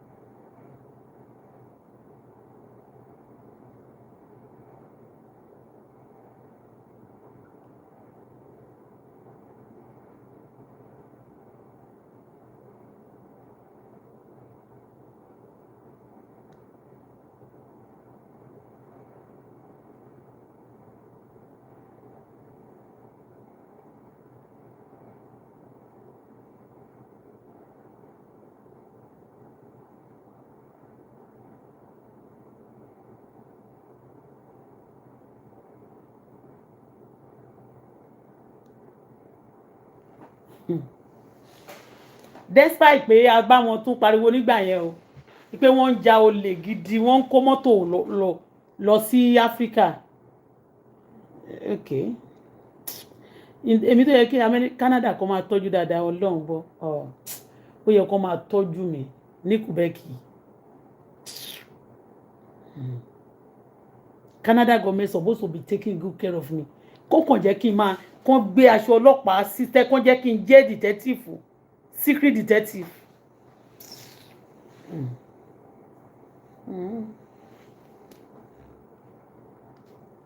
Kàn tún jẹ́ ká máa lọ Nàìjíríà gan ká máa bọ̀ ká máa lọ pẹ̀lú àwọn ọlọ́pàá ká máa lọ pẹ̀lú àwọn ọlọ́pàá Canada detective Canada Ọlọ́run tó bá jẹ́ Amẹ́ríkà wọ́n lè ṣe bẹ́ẹ̀ fún mi wọ́n máa rí èlọ́tọ̀ àwọn èèyàn tó fojú jọ tó ń respect yẹn they will see where they will know that they wọ́n á mọ̀ pé àwọn ti fẹ́ pa wọ́n tán kò sẹ́ni tó lè fún mi star ṣiṣẹ́ wọn fún mi star a lot of people they are preventing people to watch my platform because they believe that when they watch that platform it's going to have money. There's some things I cannot say here because some of them I cannot say something on media. I tell you, they'll be if they make me, they take care of me. They just tell you like me. Let me just tell you, I don't want to work for people again because those criminals they are connected. They can set because I expose people's secrets. They try many things to set me up. I will go to people's house like that. You want succeed in anything, but they can only succeed. Why are you aggressive? Why is your tongue? You are talking. You are so harsh. Even when I'm talking to myself, talking to my daughter, this is why they will complain. They try to buy those even people I work with. That's why I want to work for myself. I feel like working for myself. That's when I can fulfill destiny. Because when working with people easily can be buy. They can be bought and then set you. You understand me? Just lie against you. Many things not easy for me. Even when I was going to the hospital. Yet there's nothing they have not tried. There was a day. Oh God. Anyway. Toluwa ni mi. Please come. Bóyá kí n tó máa lọ ẹ jẹ́ ká ka nǹkan tó ń kọ sí bíbá ẹ̀. Ó gùn gan. And there's some that me ṣe mo rí no. Mo rí. But I want my daughter to read it.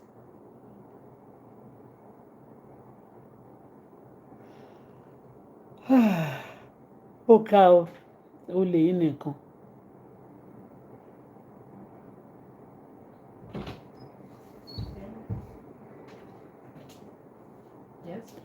Wọ́n ní my star button is not working Auto-Bola. Wọ́n ní start working mi. Kò work kẹ̀. Ó máa bá mi ka kíní. Bá mi ṣẹ̀kẹ̀. Ṣé kò work tó tọ́? Lórí èwo ṣé lórí Auto-Success-Ola àbí lórí Auto-Bola? Mo fẹ́ ka nǹkan kan but wọ́n sọ pé star work kíní mi ò work. Bóyá kan wọ́n ní ó dẹ̀ ṣe ojú bá kan. Bóyá wọ́n fẹ́ fún mi star. Your star button is not working. It's not working? I'm asking you. That's what they said here. Okay. Somebody said your star button is not working. Auto-Bola. On which account? Is it Auto-Success-Ola because I cross-pose? Is it on Auto-Success-Ola or Auto-Bola?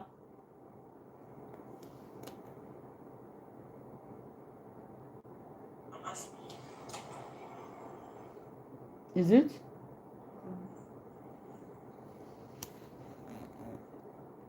Look at it. I read it. Tolu mama kúnlẹ̀ all the time. See, wórí okun ẹ̀ bó ṣe fẹ́ máa dúdú. Something else. Eh?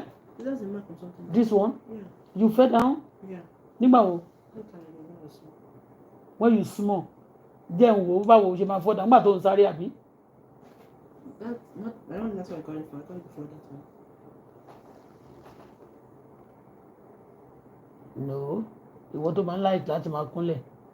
Ìkúnlẹ̀ máa ń ṣe bẹ́ẹ̀ wá ń jẹ́ kí orókún èèyàn kó máa dúdú. Bó kàn sọ fún ìwọ ó máa ń fẹ́ ẹsẹ̀ ẹyẹ kan kúnlẹ̀ náà ó máa ń láì láti máa tí bá bá ẹ sọ̀rọ̀ ó sì wà bẹ́ẹ̀ sáré kúnlẹ̀. I don't see the button anyways. Eh. Did you turn it on when you start running? Why must I be turning it on all the time? Sometimes you have to turn it on. So kò ṣe turn nísìn. Like Auto says on in auto says solar. No. Eh? The side is working now. Be careful to look which is a BS gala. Don't worry. I should not worry. I'm worried for hey. Look at me laying on. Okay, Auto says I want to try it so that at least for Mr. Please, ma. Ẹ jọ̀ọ́ tẹ́ bá fẹ́ ra mọ́tò yẹn tó tọ́ Range Rover 2020 I will sort it for iṣẹ́ tá à ń ṣe nìyẹn àróbọ̀ yìí ni nǹkan báyìí ṣé ti yé mi ní sọ fún yín kí n kàn déédéé má ní mọ́tò kí n bẹ̀rẹ̀ sí sọ pé òkè mo ní o ẹni pé mo pè yàn ń jọ yẹn pé ẹni tó ní mọ́tò nìyẹn o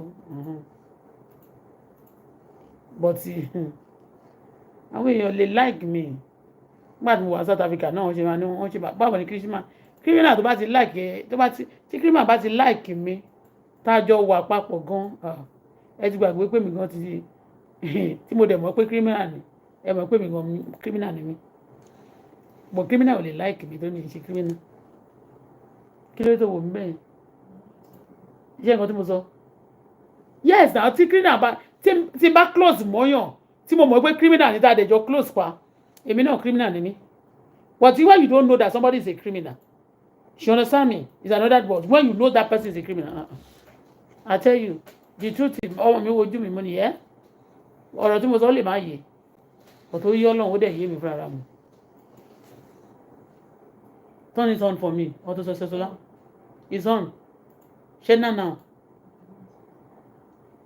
wọ́n ló wà on orí Auto-Bola ńkọ́ Auto Successful star on now ó yá testa fún mi ṣé o ní star ní kìíní testa fún mi eh? You don't have your phone with you ti ẹ fún mi ní star tára lè mi ò bá fún tára tó bá fún mi star ọmọ mi fún mi star but oh God mọ́tò tó tẹ̀ lóun wá yẹn kò tiẹ̀ sí rẹ̀ ń bẹ̀ àwọn mọ́tò tí wọ́n Lexus ni was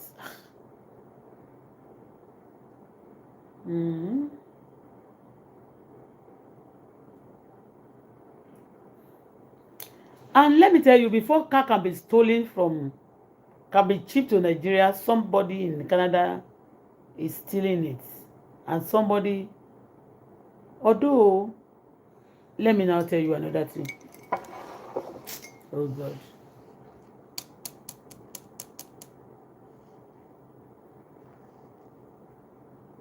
Some cars,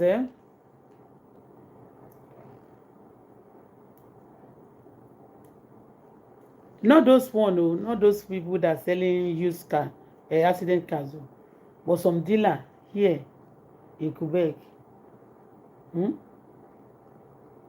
Those are one. Tí bá dárúkọ ìlú tí wọ́n máa rò pé èèyàn ń races àwọn ìlú kan àwọn car dealer àwọn ẹtọ́nsán àwọn náà wà involved nínú àwọn kìnìyàn.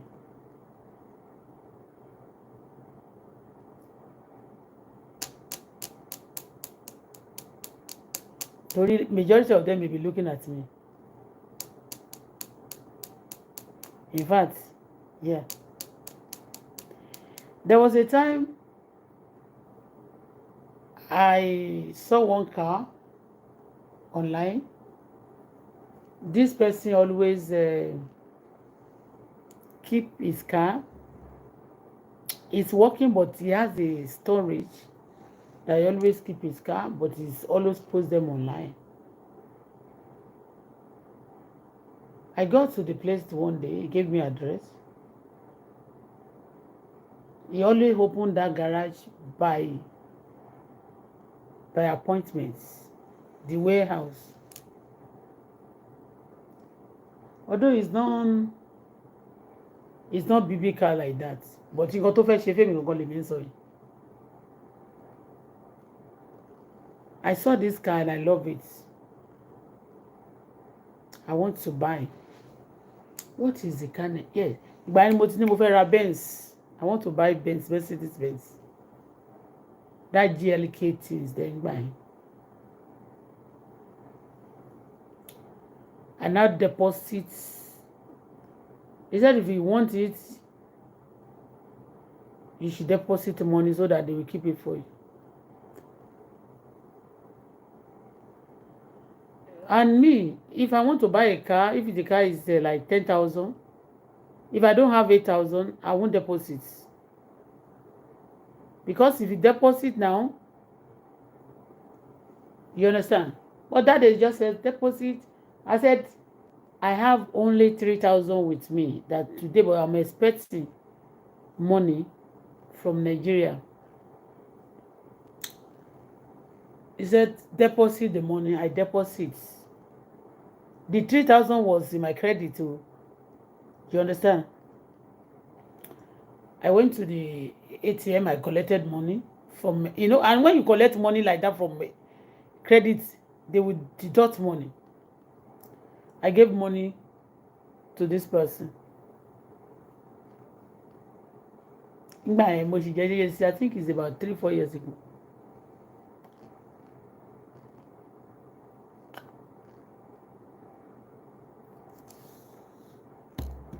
And now calling this person, it's not picking again, but if you motor like 20, only one bay at the same time. You remember that day, Dolu? The story tí mo sọ yìí. Ta deposit owó 10 years we call mo. Ta fẹ́ ra mọ́tò. Ta wá lé ńjọ́ kan báyìí tó ti mo wá lọ bẹ̀ mi ò wá pè mọ́. I didn't call. Tani mo àbí mo sọ pé mo wá lo another mo ṣá ni torí ó máa ń fún ní appointment for weekend. Ta wá lọ park surrounding yẹn for that day, eh? Yeah. In fact, the people neighbor who have shop and things around the place, they say they don't even know they are selling car there. You remember it's far, Adugbo wo ni no? It's very far. Yeah. Do you remember the story? That we now hide. I started calling this person, it's not picking again. I said, what? I prayed. And I said, I didn't steal money. And nobody can steal my money. But I hide on Saturday like that. First, I didn't call again. I was going around the place. I hide. I do some investigation. The Baby Salu, a lot of, And the area, at the area of ghetto that you know that when you get to that area, you see some junkies. The houses in the surrounding, you see the area that junkies are living, So I drove around the place. I try to find out something. Some people say they don't even know that the garage. I said this place, say they don't open. They just lock that place. And then by appointment, they will open it. And this person, she won't Lebanon. I think it's Lebanon. He said he have a lot of Nigerian friends. That's what he said to me the other time. That don't worry, I have a lot of customers, a lot of Nigeria that's from Nigeria. That I should even call somebody that I should talk to the person.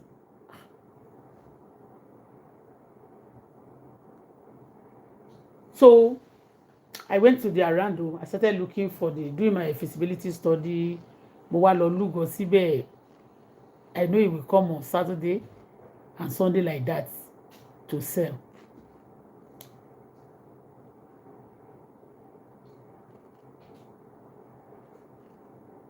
I now saw a man standing waiting for him. I asked, I said, what are you doing? He said he's waiting for somebody. Who is the person? He said he want to buy a car. I said, okay. It's a black person also. I said, okay. The person was now telling me story also that if it's that the case, so that me, I should go and park my car somewhere close to me. I should park away. I should just move away from the area. So that because the moment he know me with the car, he know my car, he will be suspicious, I park and I was like, and I tell the you remember, and I tell the person to call me the moment it's around. Funny thing, When they now come around, this person didn't call me again. I just said, let me go and check again. Like, okay, oh, maybe he's there. He's already attended to the person.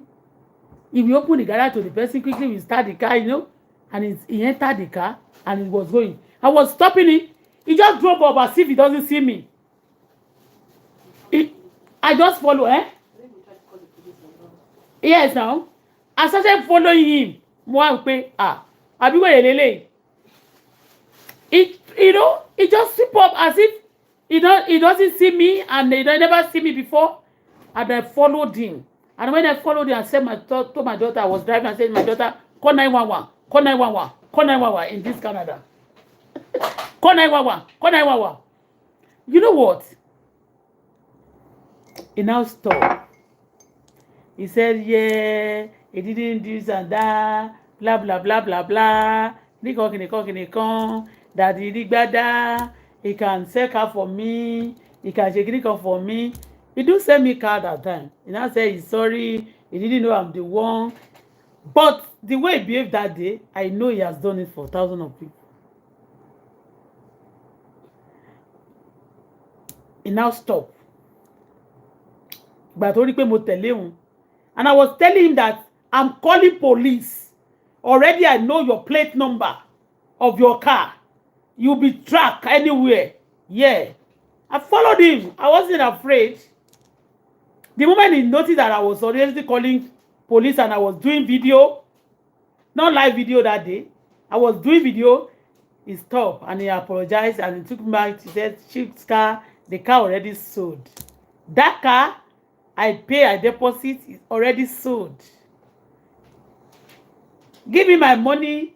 He said, he started telling story, take any car here. I said, I don't want. Because he couldn't get the money also. He couldn't pay me money. He said he's going to take the money. Hey, this one, today, I have to get my money or any car. You understand me? But that car, Mercedes sold. Moto ni mo wá enjoy. She Benz, I mean, she Benz kan. Sha fowó sí mo sha. Kí owó yẹn má bàa lọ, mo mọ̀ pé mo ra wọn, mo sha gbé ni mo kàn fowó sí lọ́wọ́ ẹ̀ ni mo fi gbé. Now said, how am I going to take this car now? He said, come back. I said, me only come back. He said, today you give me my money or any car is living here. Fúnra rẹ̀ ló wá tẹ̀lé mi. Ó wá ní kí ìyàwó òun wa mọ́tò. Òun àti ìyàwó ẹ̀, the two of them, the husband and wife.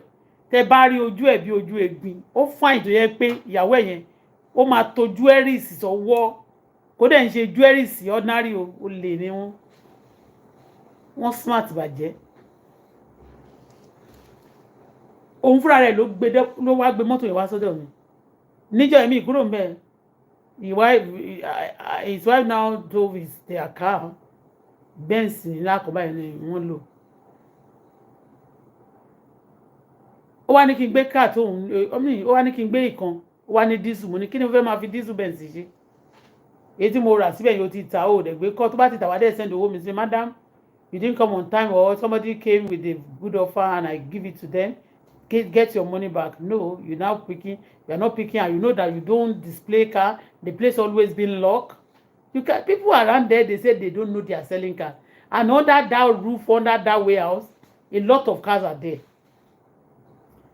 Although also possible. It's possible they go to auction, they buy. Yeah. They know all these Igbo people that normally sell their cars, that even some people are late, they have cars, they want to sell it, and they are selling cheap, They will buy it, they will keep it there, but I'm now stealing from people who want to buy. They put the car online. So we know all this. At times like this, some people they will tell you this car 2015, 14, 18 is 3,000. I say send your address. Then some will be telling you send your email. Send your email. I cannot buy car online and pay you money online. Imbo. Oh God. Mi ra mọ́tò online rí lọ́jọ́ tí mo ti dé. Mi ra mọ́tò online rí. If I want to go to option, I'll be those options that you go face to face. I go to option face to face. Because even option online, that's why you can see a lot of stolen vehicle in Nigeria. They will say me, email me. You understand me? And then, and if you are not even, the deal is not going through, I mean, you don't want to buy again, you want to cancel the deal, they will take part of your money. To cancel the deal, you have to pay some money.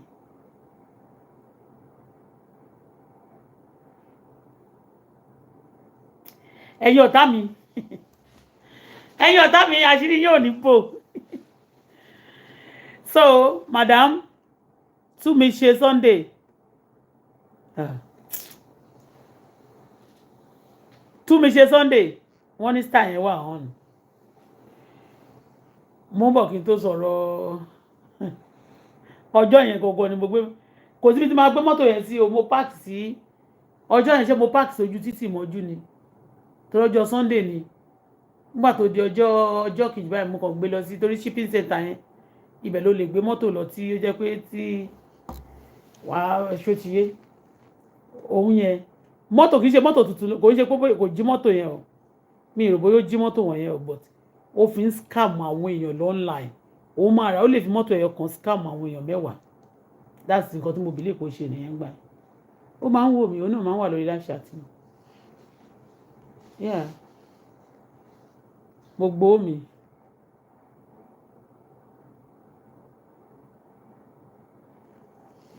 You can see during this chat, you can support me, my page, by sending star. Ṣé bóun ló wà nsàlẹ̀ yìí? Tú mi ṣe. This is the star. Èmi gan ore. Look at it. Òun ni mo tẹ love sí. Òun ni mo fi love sí. You see? Press this thing tí mo tẹ love sí. Auto-Bola.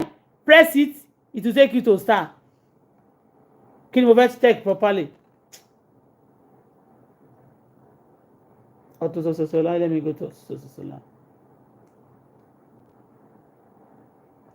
Ọjọ́ yẹn gangan ṣáà ni mo gbowó mi padà o. I collected my money that very day. That very day ni ọjọ́ tá a bá rí bí ni mi wọlé. Mo gbowó yẹn padà lọ́jọ́ yẹn. To God.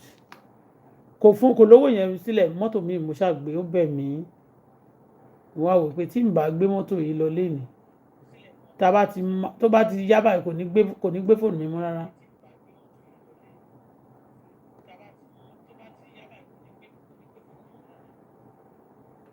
So, my star is on. My star is on.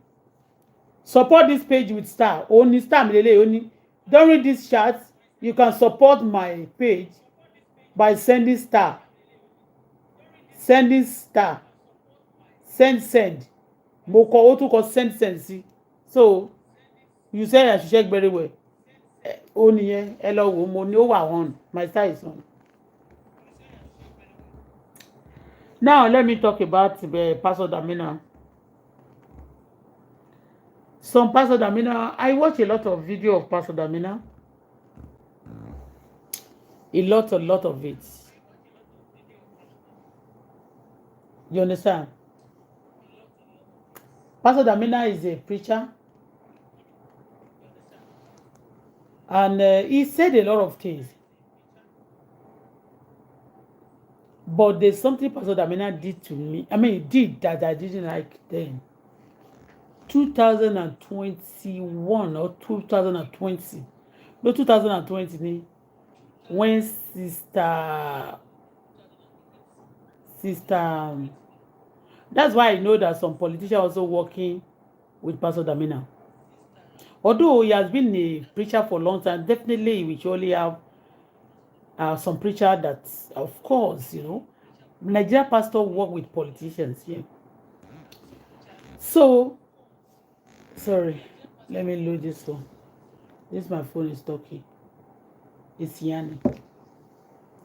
2021, Pastor Damina preached a message. Titi Eponi always tag me, Davina. Davina Abi. Sorry the way I pronounce your name, sir. He always tag me. Newly when Sister Titi came into the scene,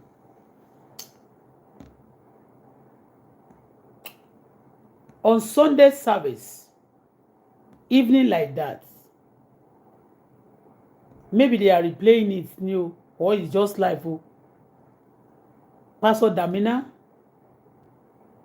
will be preaching at exactly that time that Esabod used to be online. And Esabod abusing me, defending people I was exposing. Do you understand? And Sister Titi has 2 accounts. Ebony Titi, Titi Ebony, 2 sha. In one account, one for blue. She's putting up blue with hearts like that. The second one, I think Kini, one fi ṣe picture. So 2 accounts sha.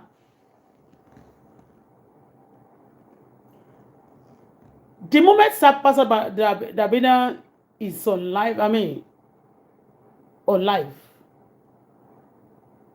they will tag me. They will suggest it to me, tag me. And then the person who's going to tag me is going to be Sister Titi, one of those 2 accounts of Sister Titi Ebony.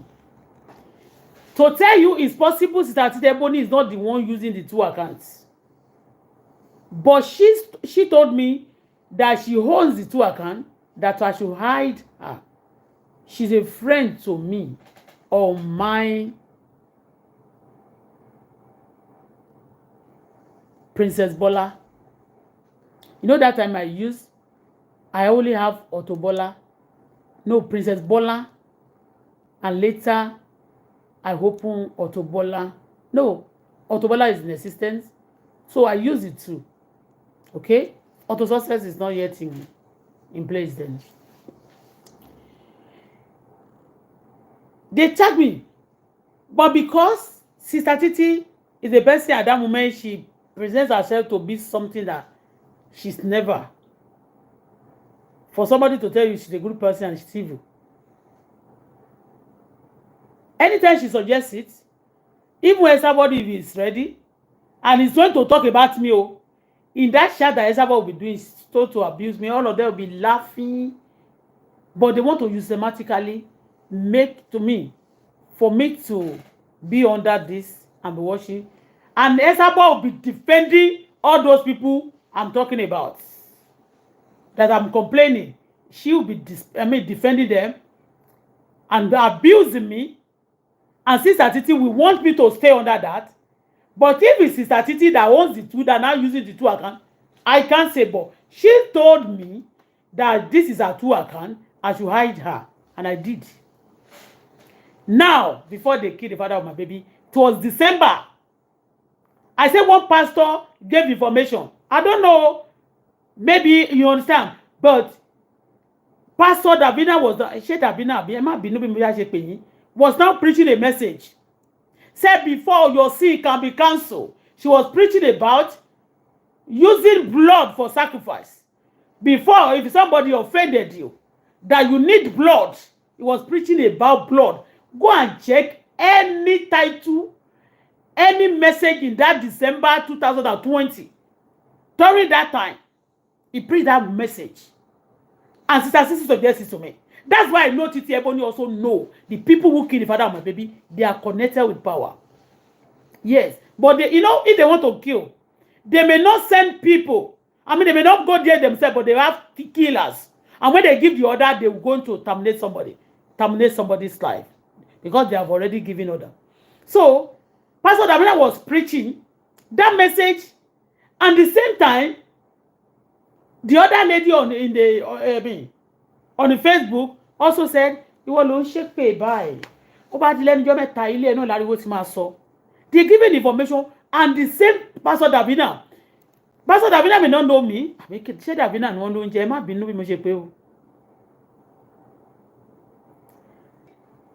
Suggest a number. Not the number. I paid that page to me. And I was under it. So when I see Titi and other people commenting under the platform, me too, I'll be commenting. I will notice that person commenting, they'll be putting love and light to that person comments. Me, that I say, oh, mommy, you are welcome, kiriko, they won't say anything. Even the people watching Davina, nobody will say anything about Davina. Ẹnìkan ní mad woman, kò ní dá fún ẹ. Killer is on Facebook. And that is why, let me tell you also, you fools, you ẹ̀yin tí orí yín kò pé, ó ti yé yín ẹ̀yin, àti ẹ̀yin criminals, you don't want people to say whatever. Ẹ̀sà ọ̀rọ̀ tó bá ti já ọ̀rọ̀ gidi ẹ̀ ní fẹ́ kó sọ. In tí mo sọ ni mo sọ yìí, in tó ṣẹlẹ̀ ni. And to God who made me. Later ni ọgbà tí wọ́n kọ́ complain gbogbo kí yẹn lára mi kò yé mi. Of recent, that they are pointing to the car that I loaded of recent. Car that I loaded of recent. You know, I just sit down. At time I would notice that they will suggest ibi tí mo ti load car for me. I don't fear because all the cars I pay for them. I don't steal. I don't do evil. You understand me? You can see me. I will even be boast that I loaded car to Nigeria 2020. Ṣé mo post ní 2021 ṣá? Bóyá 2020 ni mo ti post last. 2020 ni náà mo kó dénú ilé. I don't steal. And the people who came to patronize me, I don't know them. But that time, I don't need to know them because there was no movement. Everywhere there was no movement 2020. And any car tó bá sọ pé wọ́n load ní orúkọ mi lọ sí Nigeria, they should tell me. Be Canada, if the Canada government, the way they just do things is not right. It's the way they do things with me is not right. And that's why I'm angry. I've helped this system. Me, I'm helper to the system. I'm not a destroyer to the system. Are you with me? I notice that people will just comment on the car and they put it up and I will share it. Are you getting me? When they just comment or they suggest it to me, I will share it. But this day before I share anything, I even want to listen to it. Like one they suggest today. When I was talking about Wasiu Ayinde, I don't want to praise Wasiu as husband. I regret praising him like husband. I regret my life praising him like husband. I'm not joking. Any car that I ship last, I will check when I ship last. Is that not 2020? And 2021, no 2021, on the 1st of that 2021, but the father of my baby was killed. November that 2021, no, September, October, November. They sue me maybe 40 days before the time the father of my baby died.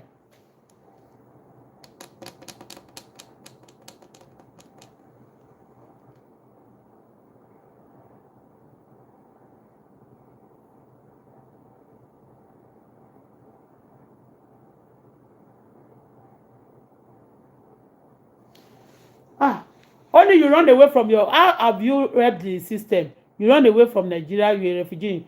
Yes, because of the killers, no need. Yes, because of the killer of destiny, those thieves, the terrorists, they killing people. So I had to run. If I don't run, I won't be able to be exposing them today. Do you understand? Ṣé yẹn ti ṣe worry ẹ? Tó lọ wà lórí YouTube ó ń bú mi rò bóyá ọ̀rọ̀ tó ń sọ ó ní ìtumọ̀. Bá mi comment bí àti negative ẹ bọ̀ tó bá sọ jágbàjàgbà. Ẹ fi àṣírí ayé yín bàjẹ́ sí ni kò sí nǹkan tó fi ń ṣe. Is that how are you helping the system? I'm helping the system. Because I don't mingle with the people that destroy the system. The enemy of the system, they are my enemy. I say no to killing and terrorists and bullshit and fraudsters, all these nonsense people. And that's why, even when they see my star, it will look like unknown to anybody. Okay? So because I expose the wicked people, it's a great job. I'm doing the work of a detective. Iṣẹ́ táwọn ọlọ́pàá Nigeria, but wọn kàn hàtì lórí many of them. Yes, I'm helping system of Nigeria. Ṣé o gbọ́ àbò dáhùn lórí burúkú.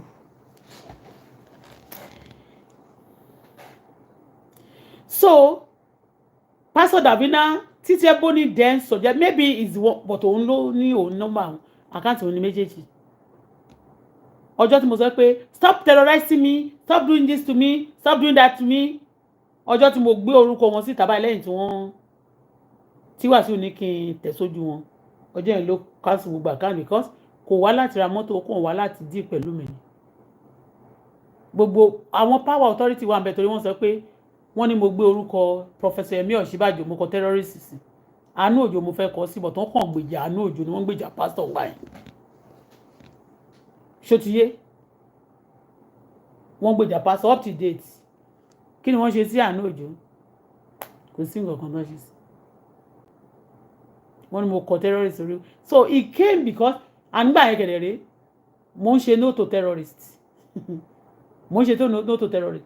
Títí Ebony ó gbé bóyá 419 ní bóyá kiri kan ó gbé kámẹ́rà sójú ó lá ọmọ Buhari lélẹ̀ pé ẹ̀gbọ́n Buhari obìnrin ló bí pé kí n bèrè ẹni tí mo fẹ́ o ṣé ti yé ó gbé sójú èèyàn báwo ní kí n bèrè owó lọ́wọ́ ẹ̀ mo ní mi ò bèrè owó mo ní kó bá mi fi tọ́sítò bèrè ẹlẹ́ pé tọ́sítò bèrè kọ́ ló lówó àmì kò kọ́ ló gbọ́mọ ní tí mo kọ́kọ́ bèrè nìyẹn ó ṣe èèyàn nìkan mo fẹ́ ni mo ní kàn fílẹ̀ gbà tọ́kọ́ bá dẹ̀ fẹ́ bá mi rajà o kìbí sinẹ́ ṣé mi ò lè bèrè owó because wọ́n fẹ́ kí n dákẹ́ lórí say no to terrorism say no to terrorism Títí Ebony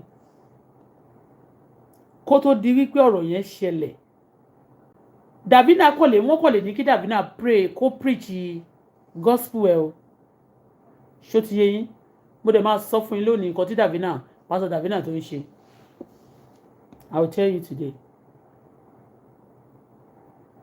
ó preach nípa you have to pay blood have to be shared before the sin has to forgive before your sin can be forgiven mo ṣe ń preach ẹ lọ́wọ́ báyìí Títí Ebony start gẹ̀ mọ́ mi mo dẹ̀ ń pray èmi ò mọ̀ do you know funny thing ni pé for evil people to be around you for you not to smell it I know I have some dream but ṣé mo nǹkan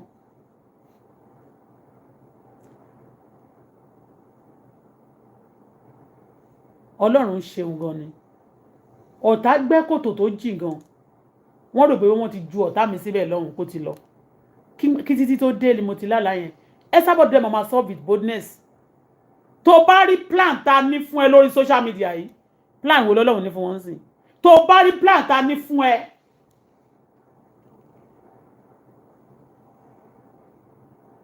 tòótọ́ dẹ̀ ni kó tó sọ yẹn gan ẹ mọ̀ kún ó ju èèyàn kan fẹ́ ju èèyàn síbi tó jìnnà ní kànga tó jìnnà bó ṣe ń plan láti jù báyìí Ọlọ́run gbé igi kan lé lórí Ọlọ́run ṣe kí ni ogun ọ̀run gbé igi kan lé lórí bó ṣe gbé lé lórí bó ṣe rò pé àwọn ti ju èmi sí mo kàn hold on to igi yẹn ni mo dúró ti àpáta ayérayé ibi sáde mi mo dìímú mo lọlẹ̀ tí igi nkiri tí mo dìímú yẹn ló gbé mi padà sókè ìtàn plan Títí Ebony she's a criminal the Nigerian government àtijọba tó lọ tòótọ́ ni wọ́n involve nínú terrorism tí wọ́n bá involve nínú terrorism tí n bá ṣe mistake kọ terrorist orí àwọn èèyàn kan wọn ò ní bá mi jà bíi pé àṣírí àwọn tú eléyìí ló tú àṣírí àwọn tòótọ́ ni mo mọ̀ nǹkan tó ṣẹlẹ̀ pásítọ̀ tí wọ́n pe Yemi Ọ̀ṣínbàjò vice president ó mọ̀ nípa ẹ̀ mama sọ pé your life is forfeit life mi ò forfeit ẹni tó kú ó ti kú àwọn tó dẹ̀ pa náà ọmọ wọn máa kú ní èjì tí bàbá Bùkọ́lá kú yẹn kò sí problem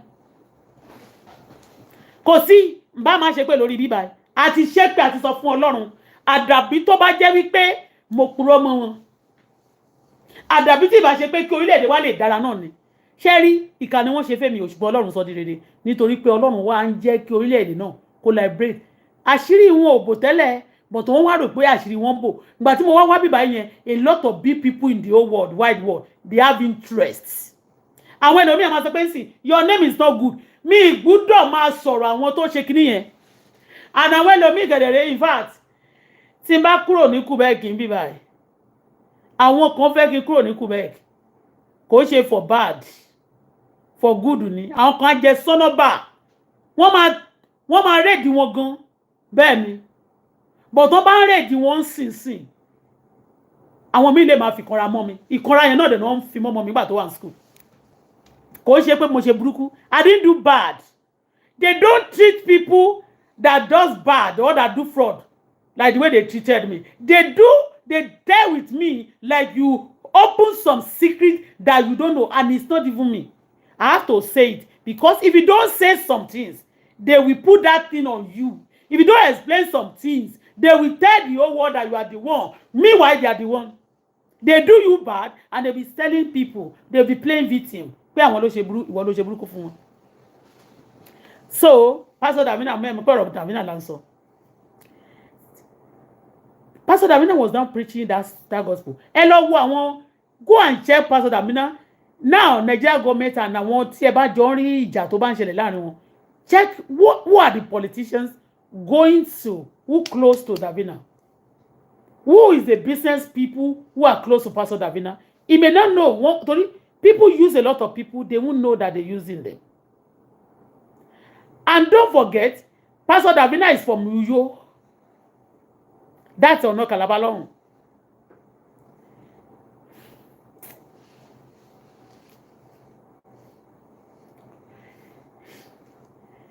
You know what Pastor Davina, that Pastor Davina is not hiding. He attacked Pastor Adeboye very well. And what is attacking Pastor Adeboye? And don't forget that the attack of Pastor Adeboye also, they attacked Pastor Adeboye's son. The Baba, that son that died of Baba Adeboye, he was a pastor in that area. Do you think that he dead is because these pastors, I want to nation to learning. He's not ordinary. He's from that area of your area. Or no Kalabala on your Baba, you know, pussy. Now listen. I read, let me tell you, you don't know who you have. The Lord, I'm a very, very, very, the Lord speak to me about somebody. Oh God, but they don't think of connect with more but I'm on your willow. To buy shit that up one match a book of one. I'm more shinny.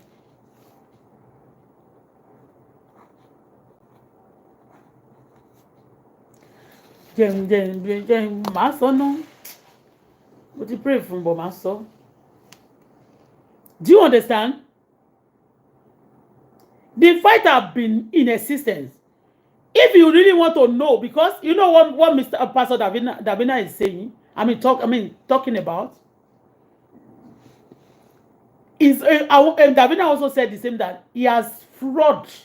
He said he know that because he's in position to say this because he has fraud a lot of people before during the gospel, through the gospel. I listened to it. I have it, but no time now. Because I've been long on this chat. And I've cut, my cut video is short. I'll cut it to 3 because it's like I talk about, I can cut it to 2 or 3. So that it can be easy. Any part you want to watch, it could be easy for you. Pastor Davina said in one of his preaching, he said he can attack these men of God because they are exploiting, they are stealing from public, from godly, gullible people. Gullible people. Do you know what? The money Pastor Davina stole, according to his preaching that time, is he going to refund the money back to those people who have died? Because a lot of people, when they steal from them, they can't go. They can't live again. Some die because of depression. Some die because they cannot, their business is not moving again, and life has changed for bad. So, is he going to refund? Has he refund all the money he has stole? Or after he believe now that it's okay, he cannot be poor again, now he want to now exposing others? Do you get what I'm saying? He said he has been in the same shoe, that they do this together, that him too have embezzled, have stolen from public. The money is stole there. Is by Pastor Davina going to refund it back to the public? Has he refund it? Now, a day is coming that I will interpret another thing. I'm not in position to, no, but I don't judge yourself. I may be simple, I may be smaller than them. I may not know anything, but God knows everything. But I'm coming back one day, and in less than a day now, I mean, getting soon, coming soon, I'm going to talk about the tithe and offering again. All right? Huh. The money Pastor Davina, according to him, I caught, it's not me that caught it, I don't watch him. See that day that Titi Ebony suggested him to me, that I used to comment there, and nobody will answer, nobody will put like and love under me. Well, any comment I put there, and they'll be putting on Titi, and maybe it may not be Titi. It may even be our vice president that is under that Titi. Because Titi is from Remo. Okay. I'm okay. She don't like picking a no, like picking jail. Taking to Mugarin.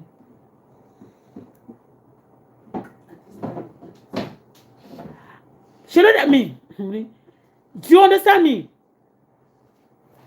They won't put love and light to me, but see any other country, yeah, amen, Pastor Davina, hey, you are speaking, hey, click on. That's 2020, they'll be commenting. I know they don't suggest it to me. I sense it that they're showing hatred. For you to know they have plan to bring my enemy down. They try many things, girl. Ọlọ́run kan kà fún mi gan o. Mi kì í tó bá gbọ́ ọ̀tọ̀ lórí wa.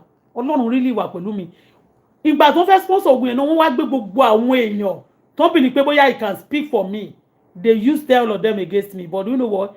God cannot be bribed, and he has no respect of anybody. They busy sending confusion.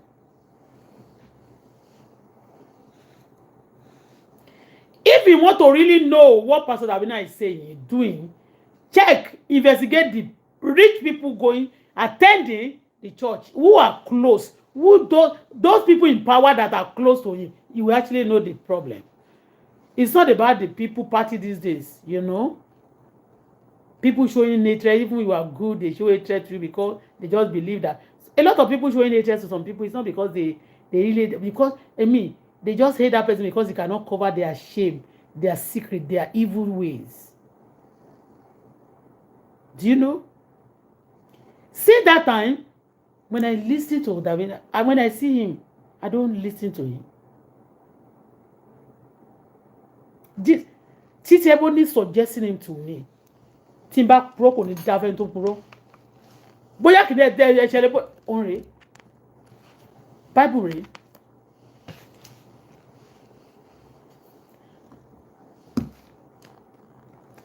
I gave my life to Christ when I was in the prison yard. I wasn't stealing. They just like accused me wrongly. I was locked for 4 years. I've said my story. But for some people now, they would interpret that whatever I said wrongly to them. They'll be fighting me. They are praising criminals and fighting innocent person. Let me tell you, I'm sent by God to liberate, to save life. Not to, we are not, let me tell you, I'm not sent to destroy, but only people who can be destroyed under my voice are evil ones. And that's why they convince a lot of people. Tomato will come parí iṣẹ́ wọn. Tí pastor vice president bá jẹ́ president lónìí ó tó bẹ̀ ojú bẹ̀ lọ. But wọ́n ṣe nǹkan, wọ́n ṣèkà fún mi àti fún ọmọ kékeré. Wọn ò dẹ̀ kí ẹ̀ fún yàn kì í ṣe rọ́. It's not a joke. Some people say, oh, my God, you forfeit ayé ọmọ yín ló máa forfeit, let's bet it. Àdàbí tọ́lọ́run bá sí lókè, àdàbí tó fẹ́ pẹ́ wà mẹ́lẹ̀ ọjọ́ tọ́lọ́run pè mí. Àdàbí tó pẹ́ ilẹ̀ preach Jésù fún mi. Àdàbí tó pẹ́ ilẹ̀ introduce Jésù fún mi. Àwọn tó introduce Jésù fún mi mi ì rí wọn mọ́.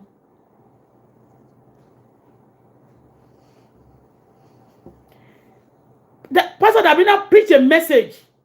Go and check. That message was preached. Kò pẹ́ tí, no, kò pẹ́, kò ń ṣe December, kò ń ṣe December. Around that June, July, August 2020. Check that preaching. Pastor Davina preached about blood to remit sin. I don't know the title, but blood. He said, blood has to be shed before your sin to be forgiven. And that's what Titi Ebony, the same message, you know, suggests me. the January of the next year, on the 1st of that day, for me not to forget patata, so we can remember every day. Then Titi Airport, they kill the father of my baby. Wasiu Ayinde get his wife, and his birthday date was 1st of January. I'll be remember that day. I'll cry with my daughter, and then they are killer, they are terrorists. Wasiu Ayinde just left America. Wasiu Ayinde left America. Wasiu Ayinde just left America. Anytime I talk about the father of my baby, it aggravates my anger. I get only madness in me. I'm not always happy. That's why I can share mommy. But baba mommy ló jẹ́, mo dẹ̀ ṣiṣẹ́ gan lórí ẹ̀. It pains me.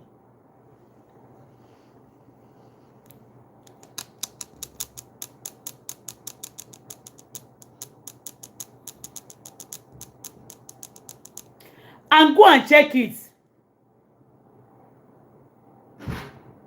You know that time I was telling you, when I see people that they kill them, they finish them on the first, I say, sign of àwọn kan nìyẹn o.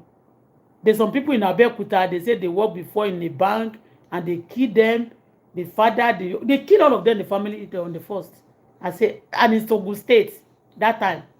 There was a case of a whole family, somebody, all these young boys, you know, they use these small boys for an era to kill. And they keep those killers, they protect their children. Wo kò sí tẹ́ tọ́jú ọmọ yín pamọ́ sí, ọ̀run máa fọ́gò lórí wọn.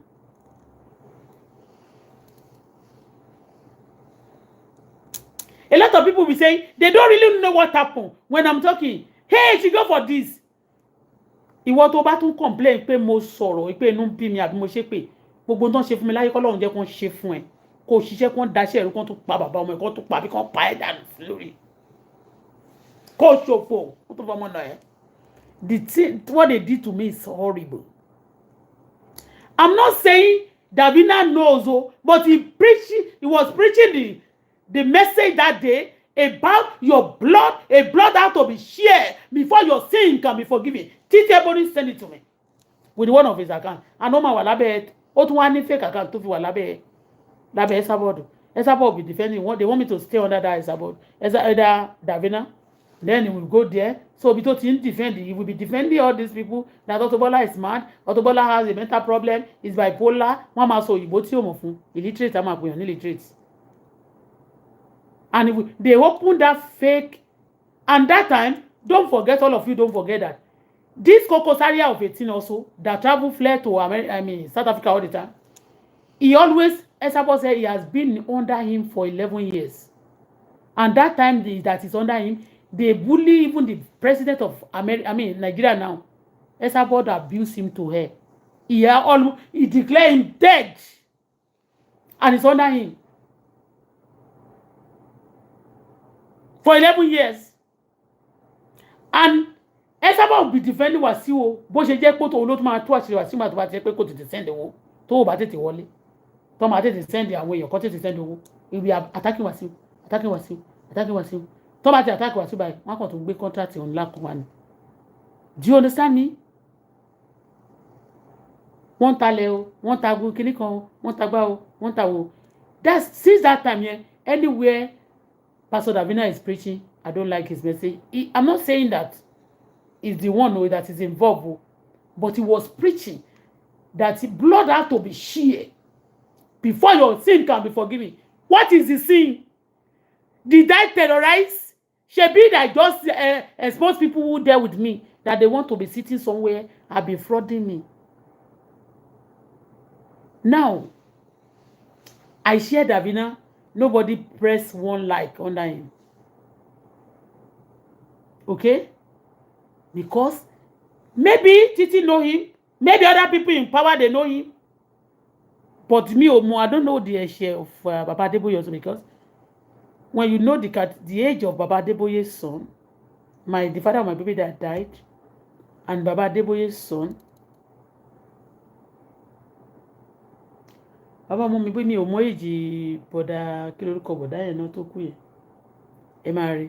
Baba mo mi máa jẹ́ lọ díẹ̀, but he's also young, vibrant like that. Do you understand? I'm not saying pastor yẹn wà involved.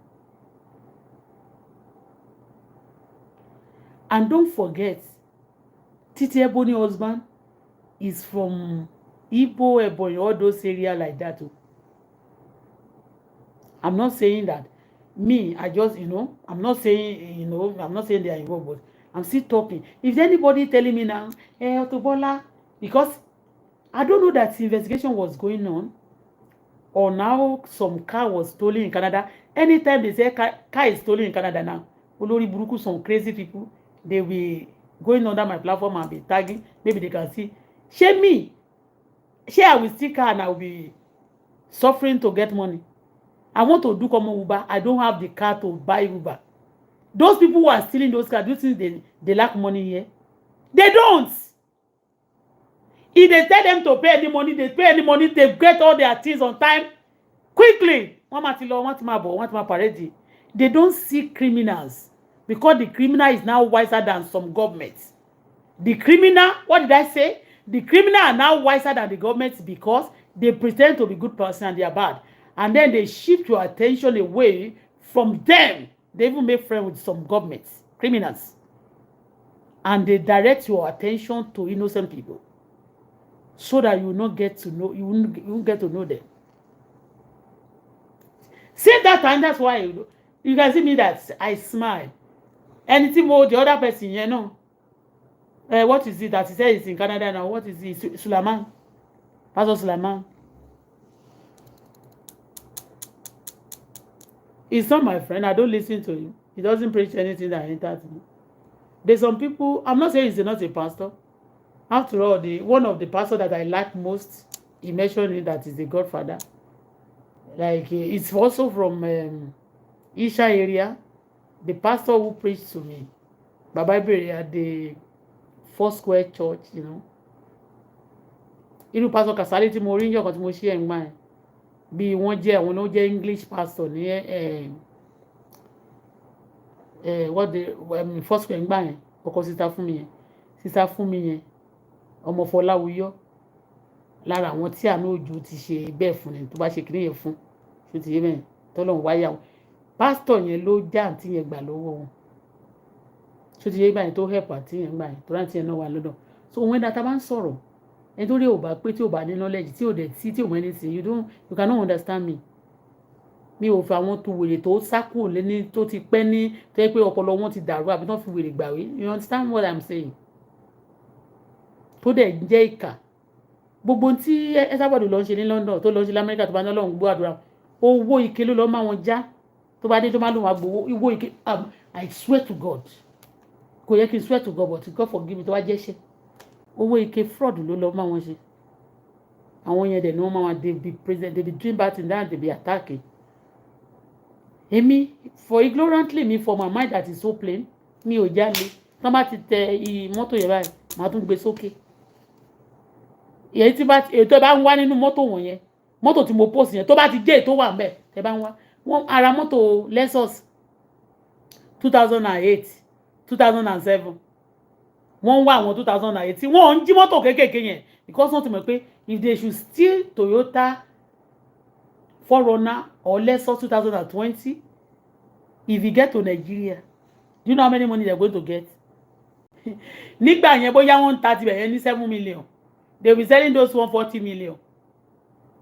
you understand me 7 million tààrà ó dòdò wọn làwọn máa wá kiri àwọn tó fẹ́ jalè wọ́n máa jí ńlá they know that they will steal like 4 when they get to Nigeria like this they're going to be a billionaire and then they will say they started dancing going to party and dancing like that. Wasiu, they also part of the people pointing under my platform telling them they're going to see me with any crime thing. You cannot. To God who made me, you cannot see me with any crime thing. I don't pretend. I don't steal. Now, if I want to buy a car, if I have a credit, I will use my credit. I use my daughter's credit to start business that just to fetch me to pay rent in Canada and to eat. And some people, that's why most of the mama say, Nigeria is dangerous for you. Nigeria is dangerous. The dangerous people are living there. They are going up and down. This place also, is it not dangerous for me that they want to plan it for me just for me to get into trouble because a lot of them, their secrets being open. We forfeit their bad business. What is that business? The stealing of people, things, stealing people's words. and making it and calling you fools because you are not like them. And they have stolen from me before. Kuma, they kill the father of my baby. Wo? Kọ́lọ́run jọ dẹ́ mi sí. Tí Jésù máa fi padà dé mo forgive wọn tí n bá rí kéwọ̀ lónìí tí n bá kí gan. Tó bá tún di lọ́la tí mo kú òbẹ̀ mo ti bá fẹ́ sọ̀rọ̀ lórí social media mo tún lè sọ̀rọ̀ ẹ̀. Bẹ́ẹ̀ ni ìtọ́ bá ti ṣe la máa sọ. Ìtọ́ máa sọ pé ìtú ètò láàárọ̀ kùtùkùtù wọ́n sọ pé ìtú ló ní kan tún ń ṣe. Kìnní kan ló ní ìtú kọ́ ìtú yóò lè ṣiṣẹ́ lára wa ń bí. Òkà ló ní kan fà ń mọ̀ra àlè irọ́ o for the level tẹ́ ti bá ṣẹ́ dé torí kò God forbid. K1 is not the one. K1 God forbid. Àwọn èèyàn dẹ̀ ṣì ń cover K1 náà ni. Kì í ṣe K1 nìkan ló ń ṣe gbogbo ìṣìyẹn o. Ó ti yé bẹ́ẹ̀ but ẹni tó bá ṣe ẹni tí ò bá ṣe kà fún mi rí mi ní dárúkọ ẹ̀ pó ṣe kà fún mi. Tí wọ́n bá ṣe àti Koko Zaria yẹn tí wọ́n bá ṣe ìkà yẹn mi ní fine ara mi tí wọ́n bá bẹ̀rẹ̀ sí ní jà mí lólè gbogbo àwọn tó jà mí lólè tó bẹ̀rẹ̀ sí yẹn àti gbogbo lóhùn mi pé kọ́lọ́n bá mi padà nù tọ́nà bá ti bá mi pa gbogbo báyìí tí mi rí wọn mọ́ ẹyọ wọn ni Ọlọ́run ò ṣe wọ́n máa ní ẹ má sọ pé kọ́lọ́run pa wọ́n they don't look good ó láwọn ogun kan tó yẹ pé tí wọ́n bá kú wọn kì í fìyàn lẹ̀ àwọn ogun tí tó bá ti bẹ ogun fọ́dún kan ọdún méjì ọdún mẹ́ta èèyàn lógún o tó bá ní spiritual àwèrè kan ni even kan tó bá fẹ́ràn ọfà àti àṣàsí àti gbogbo àlùjọ nínú gbó sí ẹ èèyàn ló máa bẹ́ èèyàn lógún ó ti yé tí wọ́n ṣiṣẹ́ lọ́dún kan ọdún kejì ọdún kẹta wọn ò gbà ikú ni kò béèrè fún wọn torí ọdún kan wọ́n ní tó bá ti fọ́ ilé tí ọ̀tún kọ́ tó ti sí Ọlọ́run máa ń fún yàn ní grace lẹ́ẹ̀mejì owó ẹlẹ́ẹ̀kẹtẹ kò sí mọ́ ẹlẹ́ẹ̀kẹta yẹn tó bá ti dé ẹlẹ́ẹ̀kẹta yẹn ikú ni kò bẹ̀rẹ̀ sí ní béèrè fún ọ̀tá tí ó bá ti sìn fọ́dún mẹ́ta tí ò gbọ́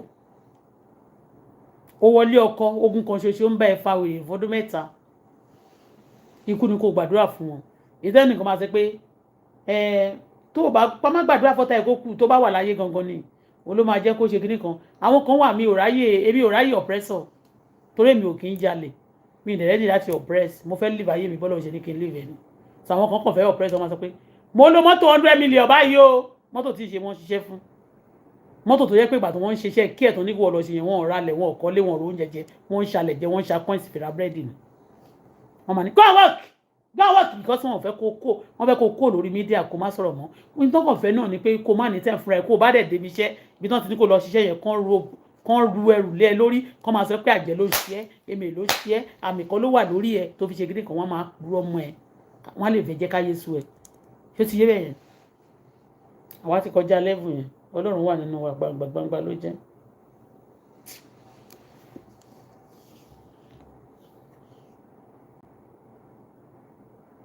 Now Pastor Damina is exposing them lára ẹ̀ṣẹ̀ tí Pastor Damina ń ṣẹ̀ tí àwọn tí wọ́n tó fa wàhálà bẹ́ẹ̀ yẹn rẹpẹtẹ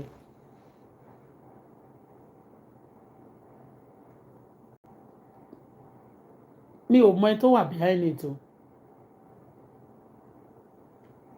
but when the time comes like that when Pastor Damina náà ti lówó tí Pastor Damina wá sọ pé stop taking tithe bí o sọ pé taking tithe is right but tithe náà Bíbélì ṣe sọ fún ẹ pé kán take tithe tó bá ti take tithe tán kán fi tọ́jú àwọn kán máa pín kí owó yẹn kó máa circulate téèyàn bá gba tithe and offerings biblical but táwọn èèyàn bá wá sọ the personal thing táwọn èèyàn ìyá dẹ̀ ń jẹ àwọn èèyàn nínú system tí wọ́n ti ń gba tithe and offering yẹn ní offence tẹ́nìkan bá wọnú ilé wá tó bá gba tó ń tata lójú títì tó ń sọ pé kó san tithe tó ní dé ṣọ́ọ̀ṣì tó jẹ́ pé 15 naira ní tithe ẹ̀ tẹ wá rí ní ọ̀la tó ń sọ pé báwo ni business yìí mà tó ní adúpẹ́ fọlọ́run tẹ wá ti dì lọ tẹ wá rí pé business woman yìí ó mà san tithe 15 naira atadẹ̀ ló ń tà ẹ jẹ́ ká sọ dẹni tó ń ta rice àtàtà ẹ jẹ́ ká fi beans ẹ̀wà ká fi pẹ̀lú nǹkan tó ń tà fún kẹwàá ó ń tata tẹ́lẹ̀ ó wá dẹni tó ń ta rice ó ń ta ẹ̀wà ó ń ta gàrí ó ń ta epo mọ́ ó ń ta maggi ṣé mọ̀ pé ẹ multiply ẹ̀ ni that is bó ṣe san owó yẹn ó san 15 naira ó fi gba 500,000 That's bí Ọlọ́run ṣe sọ pé ká máa ṣe fún ara wa nìyẹn. Tithe Jésù gba ó yá owó gan lọ́dọ̀ àwọn èèyàn ó fi tọ́jú àwọn èèyàn, but for you to multiply it and let others that are not okay to be okay. Táwọn èèyàn bá lọ sí church, gbogbo àwọn tó wà ní church yẹn tán dé church yẹn wọ́n lè san tithe tán bá sọ pé kó lè tithe kán bá máa tithe tán bá san tithe tán san 50 naira tẹ́ padà fún wọn ní 50 naira tẹ́ padà fún wọn ní 200 naira wọ́n progress ni torí give shall be given back unto you. Ọlọ́run ò ní sọ̀kalẹ̀ wá fún anybody lówó kò fara wọn anybody tó bá dẹ̀ ń rówó lójoojúmọ́ àlùjọ̀nú ló bá máa tó jẹ́ pé ojoojúmọ́ ló ń rí owó àlùjọ̀nú bóyá àlùjọ̀nú ń gbówó wá. But I'm telling you, tí Ọlọ́run bá fẹ́ ṣàánú fún èèyàn ló máa lò.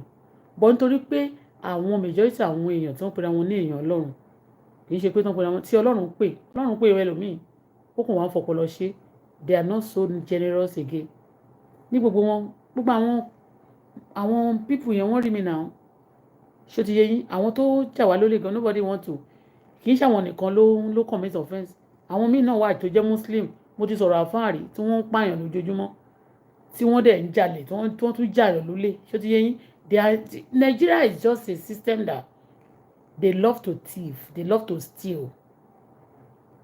When they take people, even if you buy jalè directly, when they collect people's things again, they don't want to give it back. And again, it's not even Nigeria alone. A lot of system of frauding people legally going to one gboro. A lot of they've been in it for long. But Pastor Damina always say that he has been in the system before. He just want to liberate people now. The money he has stolen, this according to him, is he going to return it back to the system or to the FCC or to the Nigerian government?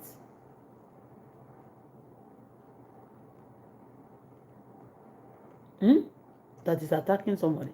The message he preached that time that I don't love, I shared him one day. I said, this pastor, I'm suspecting this pastor around Fumi.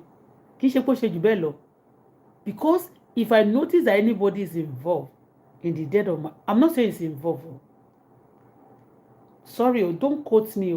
Because some crazy people, they will go and twist my word. Do you understand me? I said Titi Ebony has 2 accounts. And they say I should accept him in that my Auto-Bola. That's Princess Bola ni mo lo ngba yen. At Auto-Bola. Princess Bola ló ń boom gan. I have million followers on Princess Bola. Nígbà yẹn, million followers. I deleted them all. You know? He said I should hide, I should accept him. And I saw the 2 messages, the 2 accounts, and I accept. One used to suggest that Damina to me when Titi came into my life. And few months for the father of my baby to be assassinated. Pastor Davina was preaching a gospel, a message. And Titi claimed to own the account. But I suggest he opened the 2 accounts on his name. Some people who are evil, who listen to me that they don't want me to know, they'll give them those accounts. This is what they do. I'll be thinking that it's mommy that is there, it's Auntie Titi that is there, it's God send that is there. Devil send. God send him of his soul, Titi, but devil send. In the time of trial, devil send. And that's the message he preached.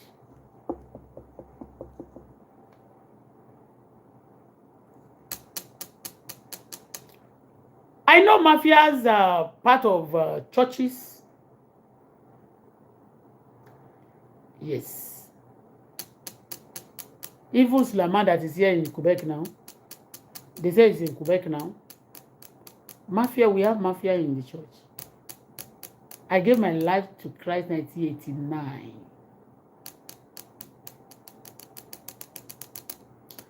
And the Lord has done the wonderful things through me. The Lord can revive people who have not gone, who is not yet their time. The Lord can revive them. Mi ò tí ì rókù tó ń gbé sí mọ́ṣúárì tó lọ́run gbé dìde rí, but mo ti rẹ́ni tó faint. tí Ọlọ́run ti gbọ́wọ́ mi dìde rí tó ti gbé dìde to God made me last born màmá mi before Ọlọ́run tó fẹ́nu gbé dìde Ọlọ́run ti gbé wọn dìde àwọn tó ti fẹ́ àwọn tó ó faint ni ó ń bọ̀ báyìí ó dẹ̀ faint ẹ ti rírí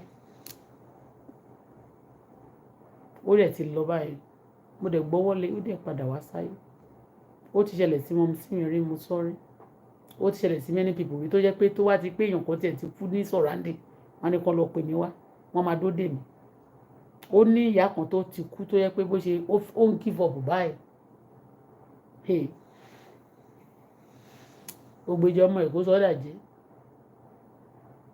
ìyá yẹn wọ́n dẹ̀ ń dóde mi bá mi ṣe dé báyìí wọ́n ní wọ́n ti ń dóde wọ́n ti ń dóde kí n lọ bọ́ọ̀lù ó ti fẹ́ mi ṣe fẹ́ gbọ́wọ́ lé ìyá arúgbó báyẹn tí mo ń sọ yìí 1993 or 4 bí 30 years ago bí mo ṣe fẹ́ gbé ọwọ́ lé báyìí Holy Spirit said don't touch àdúrà dára o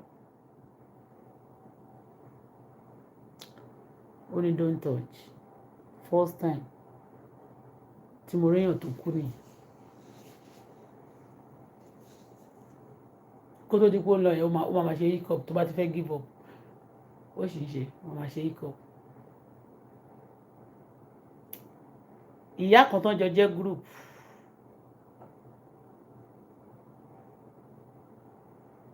àwọn èèyàn máa ń parapọ̀ ṣèkà fún yàn o gbogbo ẹni parapọ̀ láti ṣe mí níbi láti ṣọmọ mi níbi Olúwa fi kú pa gbogbo wọn dànù gbogbo ẹni pọwọ́pọ̀ láti ṣe mí níbi láti ṣọmọ mi níbi ọkùnrin ní obìnrin ní ọmọdé ní àgbà Olúwa fi kú pa gbogbo wọn dànù ìyá kan wà lára wọn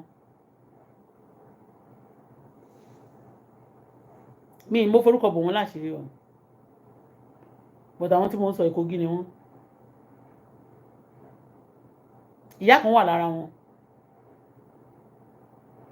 tó máa kàn déédéé péjọ kó ṣe pòṣe wọn o wọn kàn déédéé péjọ lórí ọmọ ọlọ́mọ kó tó péjọ lórí ọmọ ọlọ́mọ yẹn náà wọn kàn pé ara lé ẹ̀ sí yóò fẹ́ dárúkọ anybody ẹni yẹn kàn kọjú sí mi ni bí ìyá yẹn ṣe bó ṣe give up báyìí èkejì ẹ̀ kàn kọjú sí mi kó má kọjú sí mi ojú náà ti kú sí ó kàn kọjú sí mi ó lóun ló kàn báyìí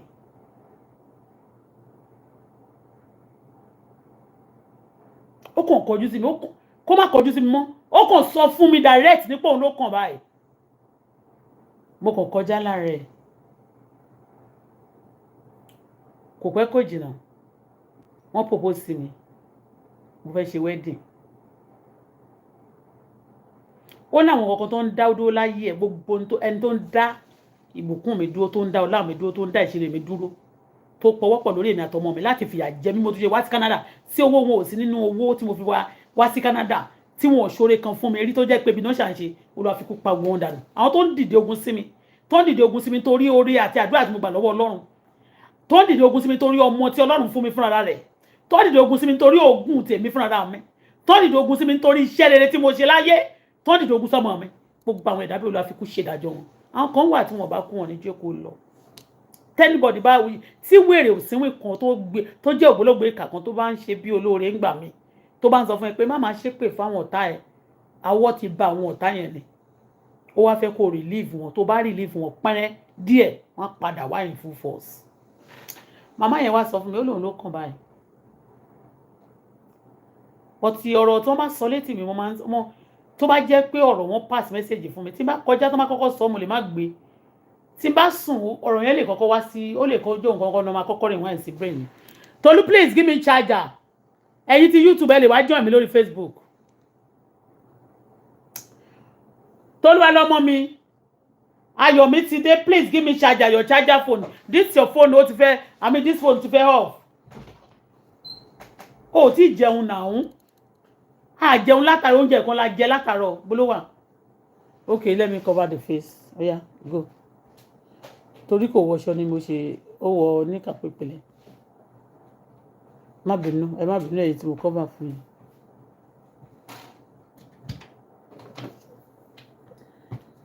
ibẹ̀ yẹn ló máa dá ibẹ̀ yẹn Èyí.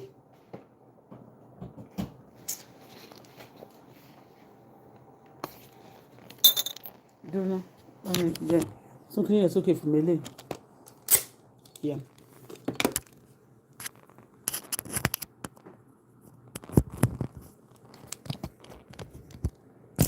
Tó o bá jẹun ṣe tíì nù mọ́ la jẹ látàárọ̀. Yeah. Ṣe mílò fún mi. So màmá yẹn kàn sọ fún mi ní pé ó kàn kọjú kó má kọjú mọ́ mi mọ́. Ó lóun ló kàn báyìí. Kò pẹ́ kò jìnnà nígbà tí wọ́n fẹ́ ṣe wedding.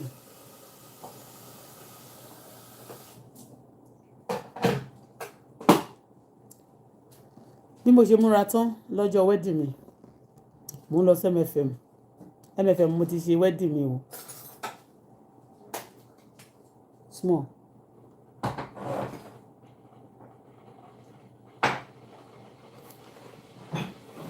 màmá yẹn bí mo ṣe wà tí mọ́tò ti dúró ẹ̀mọ́ bọ́n ṣe múra fún mi tán ìgbà yẹn wọ́n máa ń sọ fún ẹ wá ní kó make sure pé òwò mìíràn tó bá ṣe wedding kìnìkan ṣé mo bí mo ṣe ń lọ nínú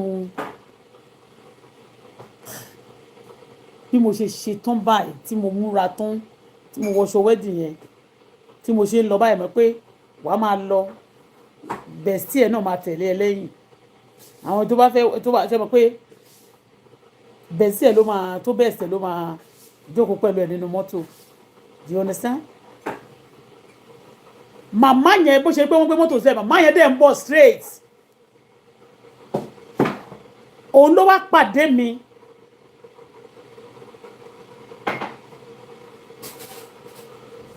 Bó ṣe wá pàdé mi ẹ̀ àdúrà ti lọ gan mo gbàdúrà àti gbàdúrà ṣíwájú ọjọ́ ibi ogun ayé ò ní gbé mi mì bí gbogbo Ọlọ́run má jẹ́ gbogbo ayé dìde ogun sí mi o ẹni bá fẹ́ parun ló máa dìde ogun sí mi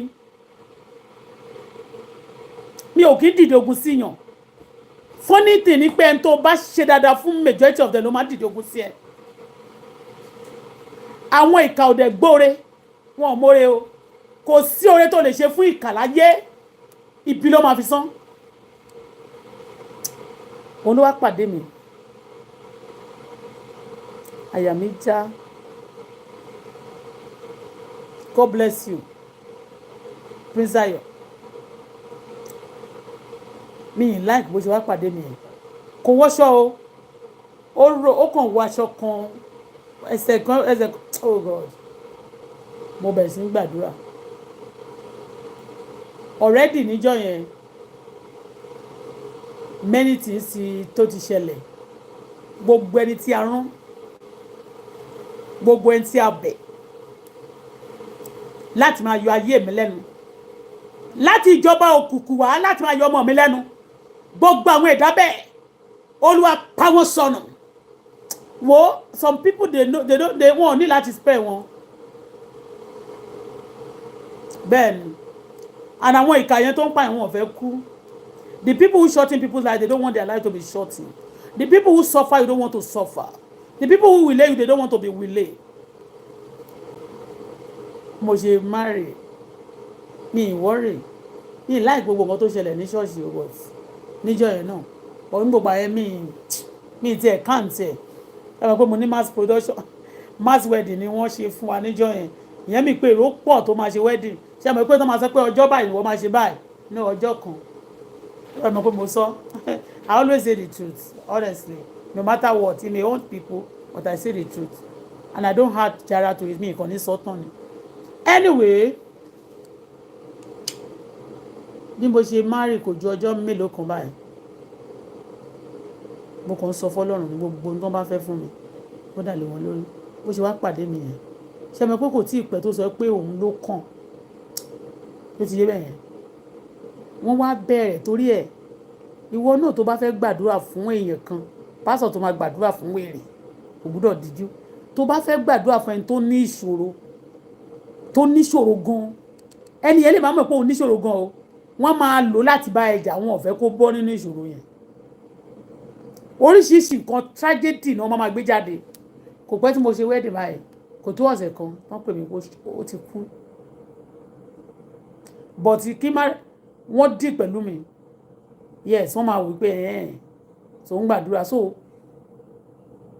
some people ó gbọ́dọ̀ gba àwọn àdúrà kan tán and tó bá wà nínú ogun má fọwọ́ sí ẹ̀ṣẹ̀ o tó bá wà nínú ogun má fọwọ́ sí ẹ̀ṣẹ̀ tó o bá ti fọwọ́ sẹ́ṣẹ̀ o máa ṣe ogun ṣáà ni Ọlọ́run máa ṣẹ́gun fún ẹ tẹ bá rí ibi tí wọ́n sọ mí sí ní orílẹ̀-èdè Canada yìí Ọlọ́run fi wọ̀n mí nìyí ẹ̀mọ̀ kan gbẹ́ kòtò tó jìn kì í ṣe àwọn Canada ló gbẹ́ pẹ̀lú conjunction with some people tó kàn gbógun tì mí torí pé mo kàn sọ̀rọ̀ wọn ò dẹ̀ dín pẹ̀lú àwọn tó ṣèkà fún náà sọ pé why do you do this ṣé tòótọ́ ló ṣe fún wọn ò ní sọ yẹn they just want to deal with you because of ego a lot of our flaws it because of their ego Ọlọ́run ti destroy ayé ẹlòmíì tó torí ọmọ kékeré bẹ́ẹ̀ ni mo sọ fún yín Ọlọ́run ti destroy the whole family because of some little torí ọmọ kan tó máa believe tó kàn máa fojú di tó dẹ̀ ní Ọlọ́run tọ́lọ́run wà pẹ̀lú ẹ̀gbọ́n èmi ní testimony tó pọ̀ torí pé Ọlọ́run nìkan ló wà pẹ̀lú mi látọjọ́ tí mo ti ń rìn bí mo ṣe ní mo fẹ́ dìde báyìí kò sẹ́nìbọ̀ tó fẹ́ ṣe àwọn tó tún wá ń gbà nǹkan ni mo ti ń dìde díẹ̀díẹ̀ mo ti ń rákòrò mo ti fẹ́ dìde títí wá tún dé ó lọ gbaṣẹ́ ńlá láti wá sọ pé kó tì mí padà sí ètò le ju ti tẹ́lẹ̀ lọ bọ̀tọ̀ Ọlọ́run ju gbogbo ẹ̀dá lọ kì í ṣe rọ o tá bá ń sọ̀rọ̀ sí àwọn ẹlẹ́bàá máa sọ pé ó dárúkọ olóore òṣìwò ni kéèyàn kan máa sọ fún mi pé wà sí ìṣòro fún mi olóore wo ni oore wo ni pàṣẹdì wọ́n lọ fi ìpá sí abẹ́ ẹ̀pẹ́ blọkọọsì wá sẹpọ orí ló ṣe fún ṣé kó ba lè rìn kó ba lè máa gbẹ́rù wúwo àbí.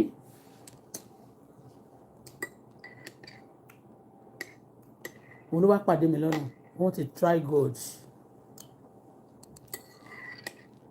ó fẹ́ rí lè bìlì pé iṣẹ́ tòótọ́ ló fẹ́ wẹ̀dì ṣá mi ì ṣe o irú àwọn tí mo ń sọ yìí àwọn màmá tí mo máa rí yẹn bíi pé kó bí máa pa ọmọ ẹ̀kọ́ tọrọ owó lọ́wọ́ ẹ̀ wọ́n lọ́mọ tí wọn ò ní ṣe kó má tọrọ owó lọ́wọ́ wọn ò ní ṣe kó má béèrè fún assistance you be the one to assist them but they still do evil to you kò sí òlè mọ́lẹ̀ ìka gbá ìka ẹni tó bá ṣoore fún kàìwọ́ ló máa kọ́kọ́ pa jẹ bẹ́ẹ̀ ni orí yẹn máa dàbí ó máa ń hàn tiwọn because ó dàbí pé wọ́n sọ pé o gbúdọ̀ ṣe dáadáa o wá ń ṣe dáadáa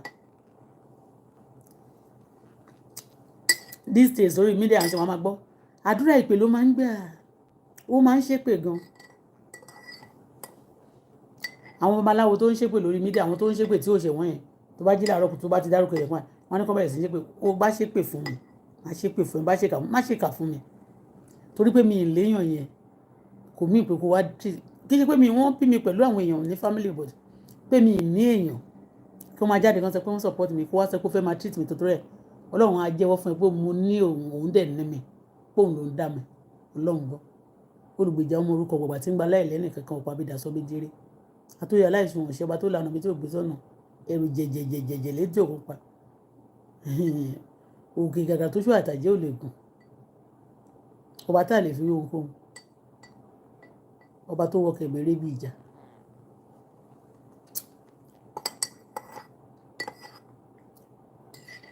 mo lọ pàdé mi ẹ tí mo rún kan bẹ́yẹn bí mo ṣe ń jáde báyìí pé mo fẹ́ ó kù kí wọnú mọ́tò báyìí inú lẹ́tà rẹ̀ ń gbé gbà yẹn náà kẹ̀dẹ̀ ẹ máa gun orí pákó bíi covert báyìí kẹ́tọ́ ó wà lórí covert yẹn báyìí face to face ni máa kọ́kọ́ pàdé lọ́nà ó dà pé kí wọ́n máa lọ lọ́nà kan sọ pé òwúrọ̀ pàdé òun ni mo pàdé kò tó sì kan ó wá tán rẹ̀ wò ni aṣọ àkísà ló wọ̀ fúnra ẹ̀ ló fi wá tán rẹ̀ wò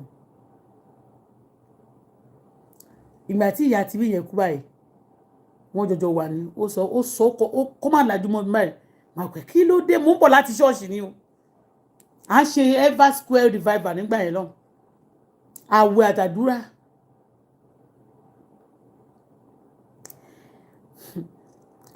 ṣé mọ̀ pé ọ̀tọ̀ ni kéèyàn má rọ́kùnrin pé ọ̀tọ̀ ni kó rọ́kùnrin kókùnrin má wù ẹ̀ mọ́ kí n tó wed kí n tó marry ọkùnrin máa ń wà báyìí tó ń bá bá mi sọ̀rọ̀ mo máa ń rùn sí mi mo ti sọ̀rọ̀ nípa má nǹkan tó ń ṣe móbì tó wà ní móbì tó ń ṣe móbì mo ní ìdówó bàjẹ́ ńgbà yẹn bó ṣe fẹ́ fi mí ṣe mistress ṣó ti yé yín tó fẹ́ fi mí ṣe mistress ó yẹ kí n accept tó ló máa fún mi lówó wọn dẹ̀ máa tọ́jú mi mo dẹ̀ ní ìdówó mo dẹ̀ ní ìdí mi ì lè fẹ́ wọn ẹ̀ ọmọ tó fọ́ ni ẹni tó wá ń gbà yẹn Ìjẹ̀bú ni Ṣónáìkè lórúkọ bàbá máa yẹn wọ́n ti ní ṣọ́ọ̀ṣì sí ẹni tí mo wá padà tí mo wá fẹ́ gbà yẹn wá jẹ́ Ọ̀ṣínáìkè Ṣónáìkè àti Ọ̀ṣínáìkè àti Ṣónáìkè ẹ ti rọrẹ sáà bàbá ẹni tí mo sọ yìí ó wà l'Amẹ́ríkà móbì ló bá ṣiṣẹ́ mo wá sọ mo ní mi kì í ṣe ṣìnà but àwọn èèyàn míì tẹ́ bá sọ̀rọ̀ sọ ma ní Bọ́lá mọ́ oníṣìnà mi ṣe oníṣìnà but nígbà tí èṣù fẹ́ mú rẹ̀ kò sí nǹkan tí òun ní ṣe along the line wọ́n po ayé ara wọn mẹ́rọ̀ fọ̀gàn but ní level that day kò sófo kò sóṣì Ọlọ́run Elédùmarè ń gbọ́ Jésù lọ bá tí ó máa fi padà dé Ọlọ́run dẹ̀ ní Ọlọ́run kò ń ṣe ènìyàn Ọlọ́run tó dẹ̀ dá ayé àti ọ̀run kò ní fi ẹ̀mí mi lọ́wọ́ ẹnikẹ́ni tó bá rò pé òun jù mí lọ tó bá fi ìyà jẹ mí àti tó rò pé ọmọ mi kéré òun lè fi ìyà jẹ òun lè ṣe bó ṣe wù Ọlọ́run á ṣe ń tó wù á ṣe ń tó burú fún òun àti ìdílé tí ò ní gbàgbé táyé ò ní gbàgbé tó iná wọn máa rántí forever.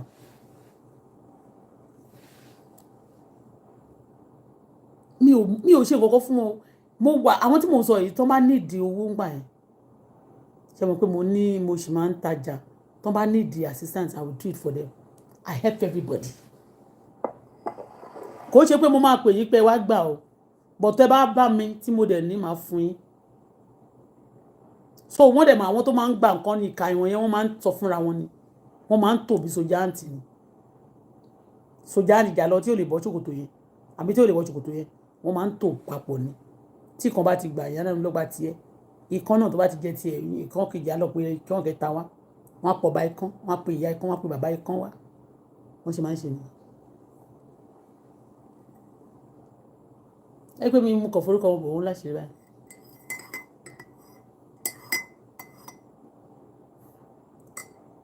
àwọn tó mọ̀ mí tẹ́lẹ̀ tẹ́ wọ́n máa ń sọ pé kò sí nǹkan tí mi ò ń gbà ládùúrà kò sí nǹkan tí mi ò ń gbà ládùúrà.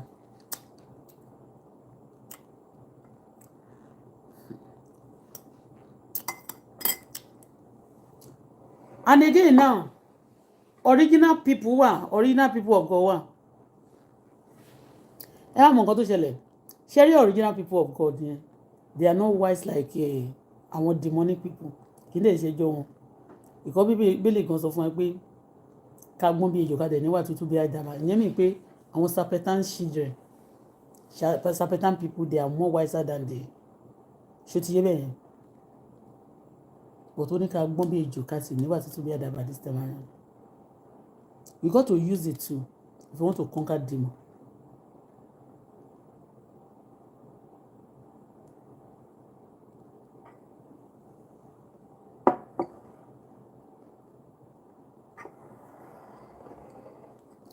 I don't have any relationship. I don't have any child in that relationship. Torí ẹ̀mí ilé kan wọnú mu relationship. Ìgbà tí prince náà bí mo ṣe wà careful tó normally kò yẹ kí n fẹ́ prince yẹn. Yàtọ̀ sí pé pastor kan sọ fún mi pé Olúkọ̀yà sọ fún mi kò yẹ kí n fẹ́ prince.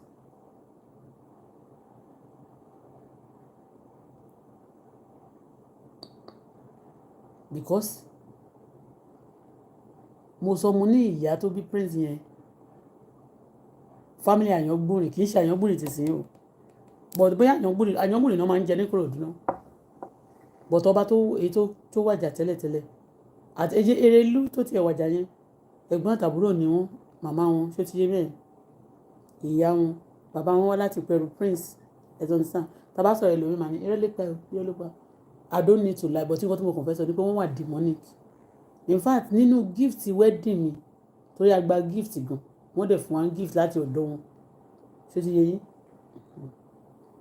àwọn abàmì gift wà nínú àwọn gift tí mo gbà lọ́jọ́ wedding abàmì gift wà bẹ̀bẹ̀ yẹn kọ́ mo fẹ́ sọ ń sìn anybody tó bá send abàmì gift wà gbogbo náà ti gba tiwọn padà láti ṣe ẹ̀dá wà so when you look at me my prayer is a dangerous prayer for the enemy. And I'm not praying the dangerous prayer for the enemy because I hate people. No, because people hate me for fun. And they notice that some people have been doing evil to me. So now, people are now 30 and 20, they are now willingly to be doing evil to me. And God gave me prayer points. And the situation of my life was bringing the prayer points. I give thanks to God.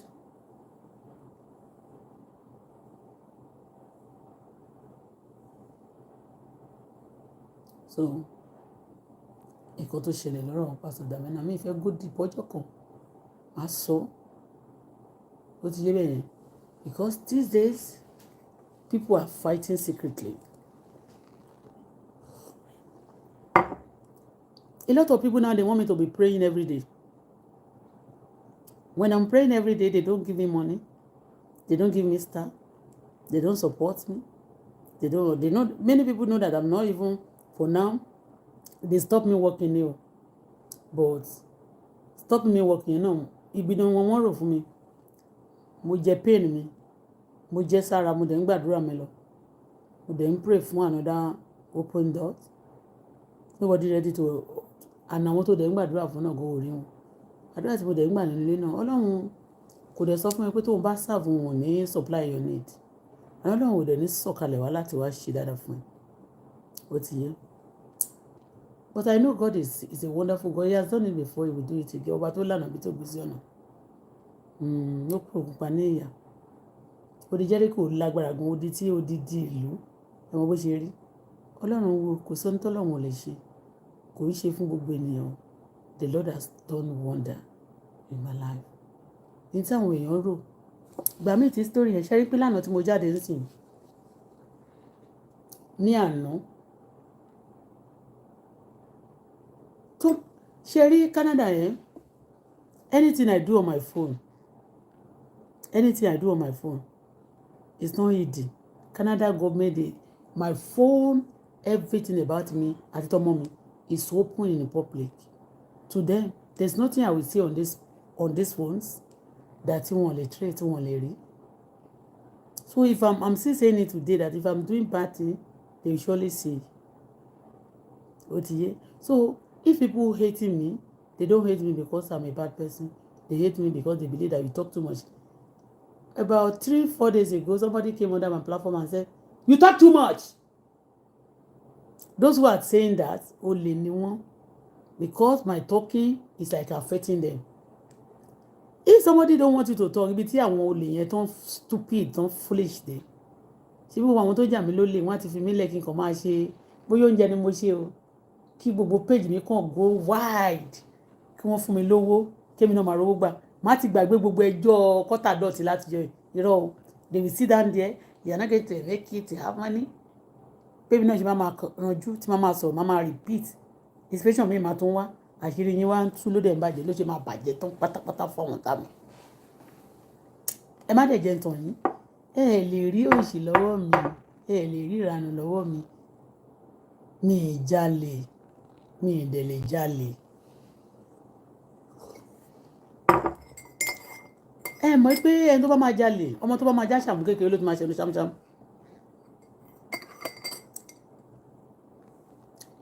Ẹ lọ bèrè lọ́wọ́ mọ́ mi. Kébi máa pa mí báyìí. Ẹ lè gbọ́ pé mo mú oúnjẹ olóúnjẹ. Mọ́mì mi ti fi mí lẹ̀ sílé rí. Ọdún wọn lè wọ́n ti fi mí lẹ̀ sí ilé rí nígbà kan tí wọ́n lọ fún bí oṣù kan àtàbọ̀ tó ń lò níbi tó ń lọ. Tí wọ́n lọ sí mi tó ń lọ ṣọlidé. Ebi pa. Gbogbo àwọn tó ń fi mí lẹ̀ fún tọ́rọ̀ pé ó máa fún mi lóúnjẹ. Ọjọ́ méjì ó lè jẹ́ lálẹ́ nìkan ló máa fún mi lóúnjẹ. Kékeré báyìí dẹ̀ ni àmàlà. Kékeré funfun, àmàlà funfun kékeré báyìí. No food in the morning, no food in the afternoon. Ìgbà míì báyìí, wọ́n ò ní fún mi lóúnjẹ ṣá.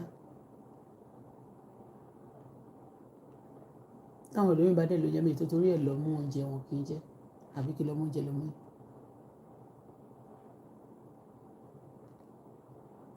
Ọlọ́run tó lè wò mí tí bí mo ṣe wà yìí. Ogun tó bá dúró máa tẹ́. Kó ṣe pé ó máa tẹ́, ogun yẹn ti tẹ́.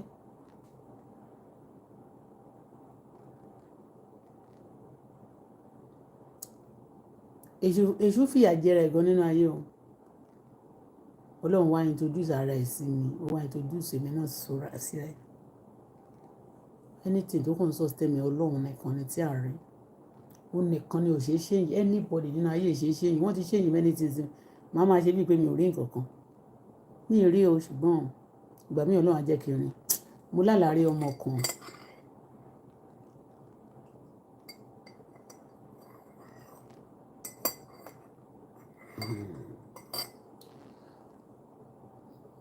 Mo fẹ́ gbàdúrà kan torí ilẹ̀ ti ṣú wa ni. Ogun tí ọ̀tá bá bẹ̀ sí mi, òun ní kógun náà jà. Ogun tí àwọn ìkà bẹ́ bẹ̀ sí èmi àtọmọ mi, àwọn ní kí ogun náà jà ní orúkọ Jésù. Gbogbo ogun tí ọ̀tá bá bẹ̀ sí mi, àwọn ní kí ogun náà jà. Ọkùnrin àti obìnrin, pásítọ̀, ọmọdé àtàgbà, dúdú àbí funfun tó bá bẹ ogun sí èmi àtọmọ mi, àwọn ní kí ogun náà jà. Ogun náà ò ní jà mẹ́. Ọ̀run bá wọn jà kó tún fogun náà jà wọ́n lórúkọ Jésù. Gbogbo ẹni bá ọ̀tá tó bá bẹ ogun kógun sí èmi àtọmọ mi, àwọn ní kí ogun náà jà lórúkọ Jésù. Ọlọ́run bá wọn jà kó tó fogun tán bẹ́ẹ̀ kó tó fi bá wọn jà lórúkọ Jésù. Bẹ́ẹ̀ lórí kò yí padà. Wọ́n lè gbà tó bá ti ń ṣe kà.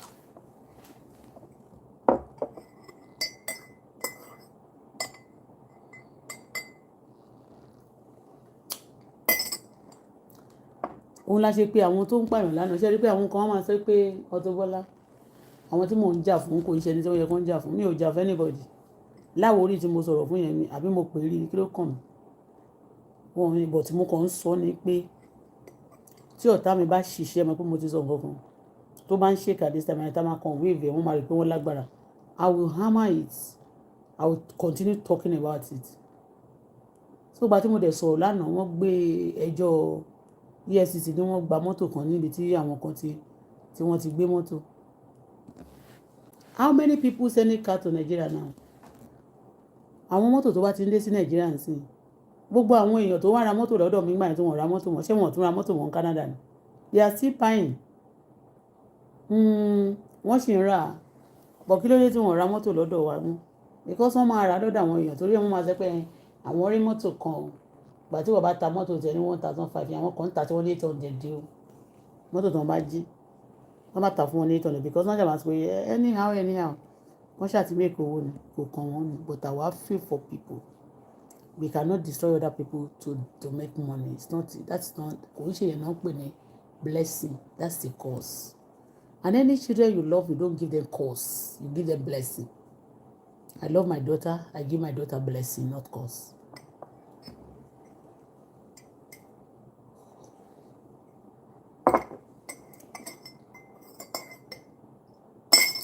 Ilẹ̀ ti ṣú. After 11. Nigeria ilẹ̀ àti fẹ́ mọ́ lọ́hùn. Ó ti yé yín. Tó bá ti ṣe nǹkan kan wọ́n máa ní wọ́n fẹ́ gbé ìkọ̀wé títí mi ò jalè. Gbogbo mọ́tò tí mo rà yẹn. Èyí tí mo post lẹ́nu ọjọ́ mẹ́ta jẹ́ ní ti ẹ̀ wò. Mo ń bọ̀.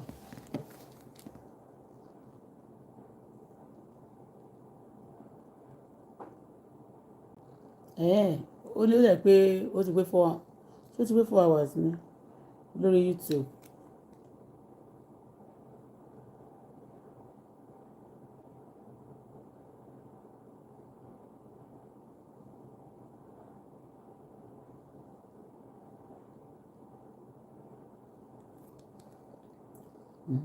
Pastor.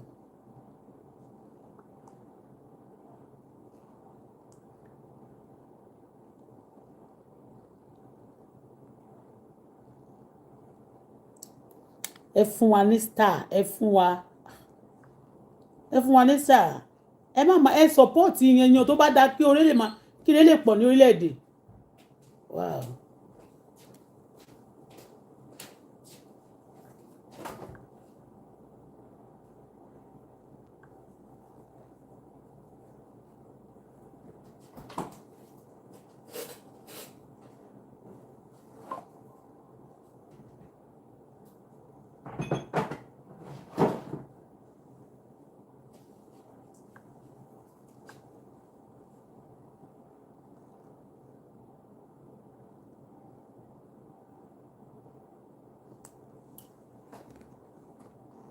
Ẹ rí àwọn tó wà níbí bá ń ṣe wo àwọn méjì ló share fídíò yìí àwọn 5 dẹ̀ like ẹ ti rí ibi tí orí wọn tí inú bí wọn tó because they see that bí ipò ba business jẹ́ gbogbo àtẹ́ tí a bá ti ṣe búburú jù búburú máa bá ní.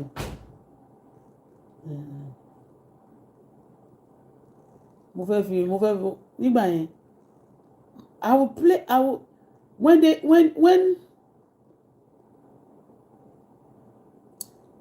nígbà tí kí lorúkọ ẹ̀ jẹ́ ìwọ náà. I think let me see. I think I share it on this page also.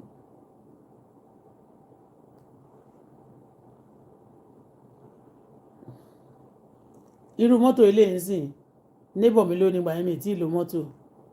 My neighbor in the house mo ń gbé tẹ́lẹ̀ ní old house yẹn mo kàn dúró síbẹ̀ fi ya fọ́tò 2020.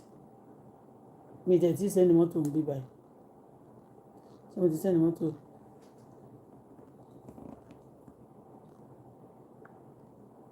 Àwọn fraudsters, àwọn olè. I want to bring it for you.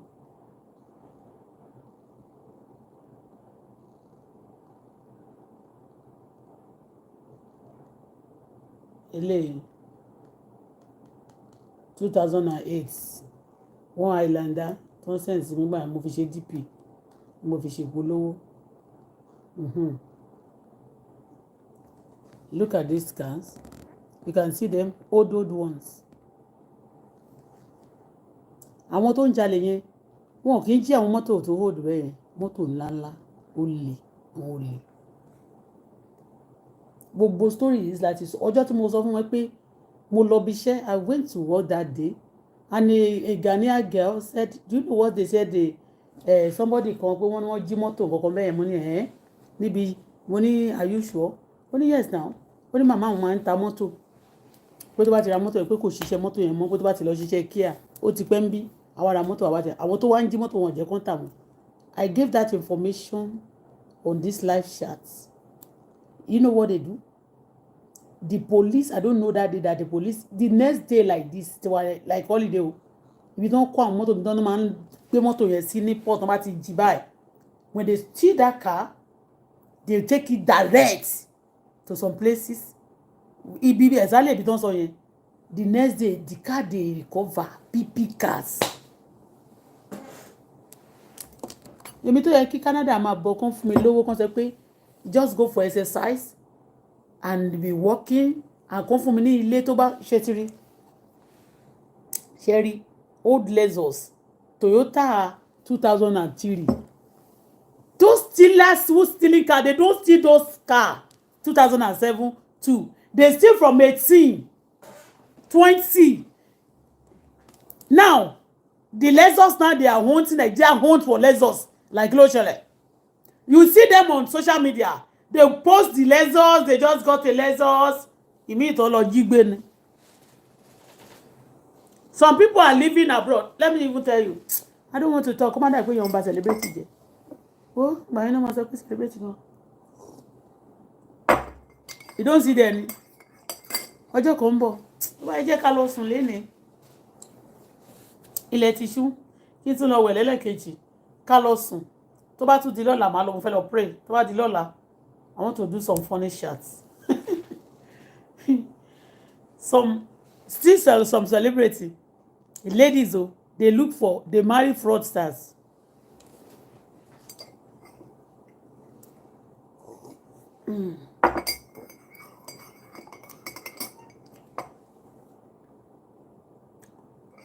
Toyota, that time they are doing the investigation, a lot of crazy people they go under my platform, they be pressing where I'm loading because that time gone tí mo bá fẹ́ load gone other people who are stealing car do you think they go to Canada government the people who stealing from your system they will never go to the garage and televise them because they will see them. The people who stealing from your system they will never load and put camera in the faces of themselves that you see don't. I'm not saying you should not check my account because it's also boosting my although they are afraid they don't come under my platform but I know what I want to make money in Canada. On this live chat I'm doing also. I can make money on live chat. Okay, because a lot of people their video go viral. Release my account, let it go viral. I'll be giving you information. Let me make money. The people who are destroying your system, they are making money. Look at what they are stealing in your system. They are stealing your system. Those who are stealing, I want to go for car. I'm checking. When I check the garage, the new one, they cannot give me credit now because I don't work for a long time. And I don't have money. Now, if the credit is not strong, they're not going to give me. And part of things, see, àwọn irú títí náà wá ṣe lọ́dọ̀ mi nìyẹn. Àtàwọn ìjọba òṣì kan wèrè kan. Wọ́n máa láyé àwọn bàjẹ́ gbogbo ẹnikẹ́ni tó lóun wà ń pọ̀ agbára tó fi tó bá mi jà tí ò dé ronúkúwàdà tínú sì ń bí lórí ọ̀rọ̀ mi àtọmọ mi. Ọlọ́run bínú sí. Ọlọ́run fàáyà. Ọlọ́run fẹ́ jẹ́ ẹ̀ṣòfò. Ọlọ́run gbẹ̀mí ẹ̀. Ọlọ́run pàǹpà pípa. Má jò pẹ́ mọ́. Ó fàyè lẹ̀.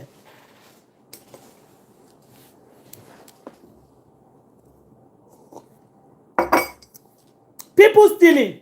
That's what I want to know. I want you to know. The people stealing your system, they don't even. Some of these dealers that I do buy from them before, they have some car they can sell for me to be paying little the way they do before. They don't do that now. They know I'm not going to run away. Even that time I don't have paper. That I have paper now, I'm not longer. You understand me? I have paper now. They cannot do now. Because they don't want to get close to me, because they know me. Mama, so and now I need to update people. Because you don't know what people are saying on the net. They are not talking on the Facebook. But some of them, they have access to the powerful people. They are passing message that is not about me. Just to cover their bullshit. To cover the people they love. And to want to train me for something. Anybody stealing cars in Canada system, they cannot do video. And I don't delete my video. I don't delete my video. They don't delete my video. This guy I just show you now. I bought this car from Owen. One guy like that is close to together with Jermaine. They are together in the office of Jermaine. And the one in-law, I have all of them. They are Pakistan. They have garage. They have where they used to sell their car. You understand me? The people who steal it. Even that day they do like this to steal one of my Corolla. I shouted. And quickly Esabod placed my name. Quickly. Because they are paying. That's frauding. One fraud, yeah. When I'm telling you something, you believe I'm lying. They are paying that part of the money they are stealing from America, stealing from Canada. They are paying them. Yes, to man to be just going after people to say the truth. Like me. That time that I've, they stole my car and they went quickly to the Google and placed my name there. They killed the father of my baby and they write my name that Auto-Bola killed baby father. Just imagine. Do you imagine? Alágbára tó wà ńbẹ̀ tí òrònú kú wàdà ikú burúkú ló máa kú tọmọtọmọ. Tí mi ò àdàbí tí má jalè. Àdàbí orúkọ tẹ́ ń pè mí yẹn tó pé ogun tẹ́ fẹ́ kó jẹ́ tèmi yẹn. Àdàbí tẹ́ pé nǹkan tẹ́ sọ yẹn ló jẹ́ ni mò ń ṣe. Àdàbí pé gbogbo tẹ́ bá sọ lẹ ṣe ní ṣẹlẹ́yà. Ẹ máa ṣe sí ni. Àwọn container àwọn shipping company and all the shipping company that shipping this car that stole in Canada. The shipping company also they should be sued. They are the thieves because they know definitely. Let me tell you, any shipping company that is shipping those cars to Nigeria, they are part of it. Àwọn media wà tó jẹ́ pé logistic wèrè kan lára àwọn lọ gbogbo àwọn tí madam Tite Boni náà tó lọ bá sọ̀rọ̀ ńgbẹ́ bírú kí lórúkọ lady tó wà ní Toronto yẹn àtàwọn kan they open logistic. They are stealing cars to state Nigeria. Those who are not getting trouble on this Canada. The people stealing from Canada, they are not getting anything court trouble. But me, that I'm telling you the truth, that I'm good to the system, they are giving trouble. The cat won't want to buy and won't set me. Because if they are not buying from me that time, if I'm buying my Corolla and people are buying from me, today I'll be great. Because I'll be moving gradually. Titi came just to come and then let me very weary. And only. Wọ́n ní kó wá bá tèmi jẹ́ kó máa lè sọ pé torí pé mò ń sọ pé say no to terrorists. Wọ́n ní kí n máa bú ìyàwó president. Wọ́n tún ní kí n bú Tinubu. Èyí tí mo gbé wá tí ìṣẹ́tú ẹ̀ máa ní kàn bú yẹn yé ríra yín face to face lè búra yín. Máa ní kémi máa ṣe. Wọ́n máa ti tán máa ní ó rúdù sáwọn kan. Jónú tẹ́ bá mọ bínú ṣe ń bí mi. Wọ́n máa ní kí n gbà Tinubu kí ló fẹ́ folówó ẹ̀ ṣe. Mi ì lè folówó mi ṣe nǹkan kan ṣùgbọ́n kò wọ́n dẹ̀ ń ṣe olówó mi. Ṣùgbọ́n Ọlọ́run máa fi ń ṣe mẹ́wàá gbogbo ẹni tó fìyà jẹ mí àdàbí tí màá ṣe lórí ogún mi ni. Ìgbà tí mo dé South Africa mo jẹ sọ́nà báyà mo kí rice ó ní mo ṣe sọ yẹn bí mo ṣe mọ ìlágbájá bí mo ṣe mọ̀ tàmọ̀dò. I always talk from Genesis to Revelation. Do you think people who are doing evil they will continue to talk like that?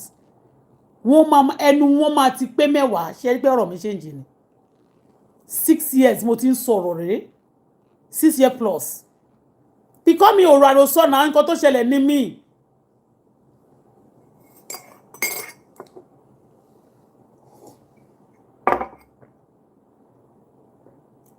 Ní tó bá sọ fún mi nígbà tí mo ti pò mo ti mọ̀láìkà báyìí Wàsíù tẹ̀lé mi Wàsíù ogun ò lè ràn mí.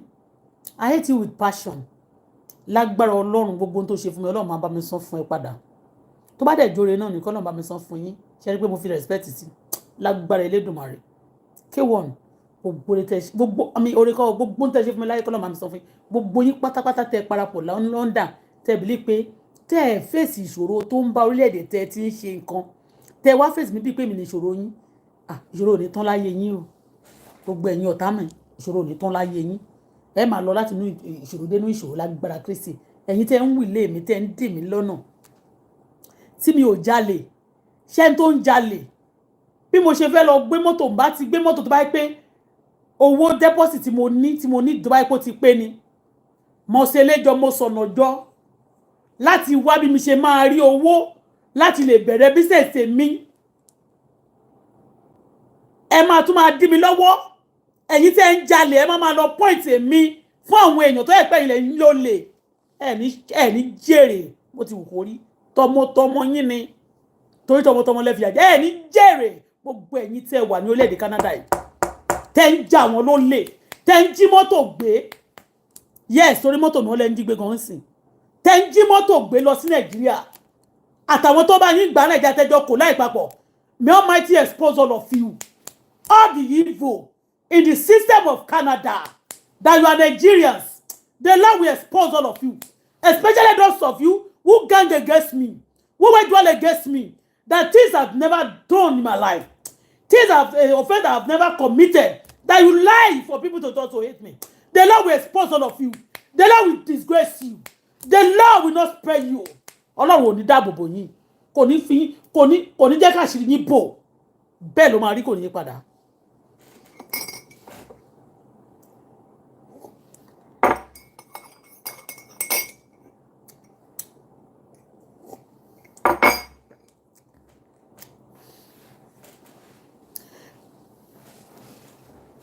Please, lastly, before let me put it down, ẹni tí ọmọ tí mo lálàárí yẹn gan mi ní láti sọ fún mi ní nítorí kò wúlò àbúrò máa ṣe orí fọmọ tí ò wúlò kan ni wọ́n máa ṣe bí lórí sí burúkú sọ wọ́n lè ní lọ́lọ́ wá familiarity wọ́n wà wọ́n tó.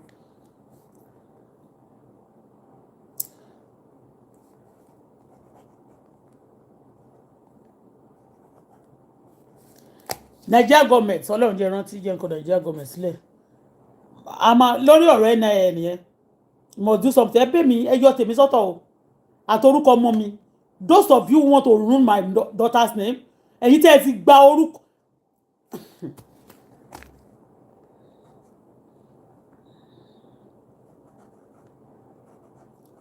wọ́n máa rò pé tí máa sọ pé mo fẹ́ wá sí Nàìjíríà ń gbà mí bóyá mo fẹ́ wá when I come to Nigeria you think I want to stay in Nigeria permanently I'll be going and coming èmi tó yẹ pé ẹnu tí bá fẹ́ lọ sí tí bá dé airport báyìí ní máa gbé sí orí ẹ ní máa gbé síbẹ̀ máa kọ Canadian government àmì Nigeria American government àmì Nigeria kìíní kan government àmì Nigeria.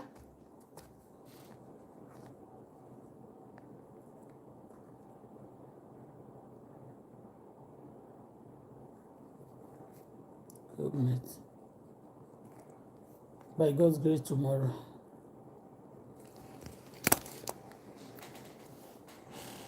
Lórí ọ̀rọ̀ NIN yẹn ẹ sọ fún wọn kó fún mi passport mi ṣó ti yé yín because wọ́n sọ níjọ́ yẹn ẹni tí mo tó ṣe kíní fún mi ó sọ pé everything ti wà okay ni ó send message that your NIN is okay they send me sábà na everything is okay ẹ send the NIN mi anything tó bá ní láti correct ẹ because ẹ ti ní fingerprint bẹ̀rẹ̀ ẹ fún mi ní NIN mi ẹ fún mi ní passport mi ẹ sọ fún wọn kó fún mi passport mi. I'm not leaving. I'm not running away from Canada. Why should I? Me, Jale. If the Canadian government just, let me just say, the Canadian government just don't treat me good. They don't treat me. They know themselves that they don't treat me good. And I don't blame them, because when the people in power talking jargons about me, they will believe them. When people they believe they respect that is powerful talking bad about me, even when they said the embassy sending people to come and protect criminal ọmọ tó wá láti Dubai tán láti Nàìjíríà tán ní kó wá ṣèkà fún wa mi, àwọn olórí burúkú òfò lẹ́ máa ṣe o pé ọ̀tá mi bí wọn yóò ṣùgbọ́n lágbára Elédùmarè ẹ máa ṣòfò very soon.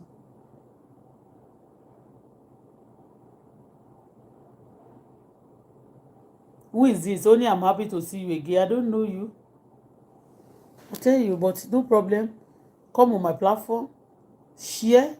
Don't just say that I'm happy to see you again. No problem. When you're happy to see me, make sure you share my page. Let my page go viral. Me verbal limitation and never go.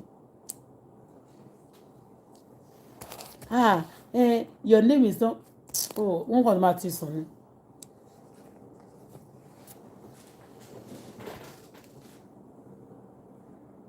Share if somebody is thief, those who are stealing, are they going to put camera on the face? Olórí burúkú àwọn èèyàn. Wọ́n jẹ́ ń sọ̀rọ̀ gbogbo yín àtẹ̀yìn náà tẹ́ bá ń jalè tẹ́ ẹ̀dẹ̀ jẹ́ dealer ní Canada. The law will expose all of you. Because of dealer.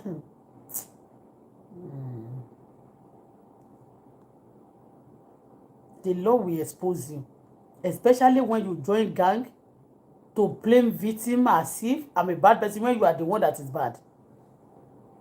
The law will expose all of you. That's it. Read my lips. Bye for now. Have a pleasant night, everybody.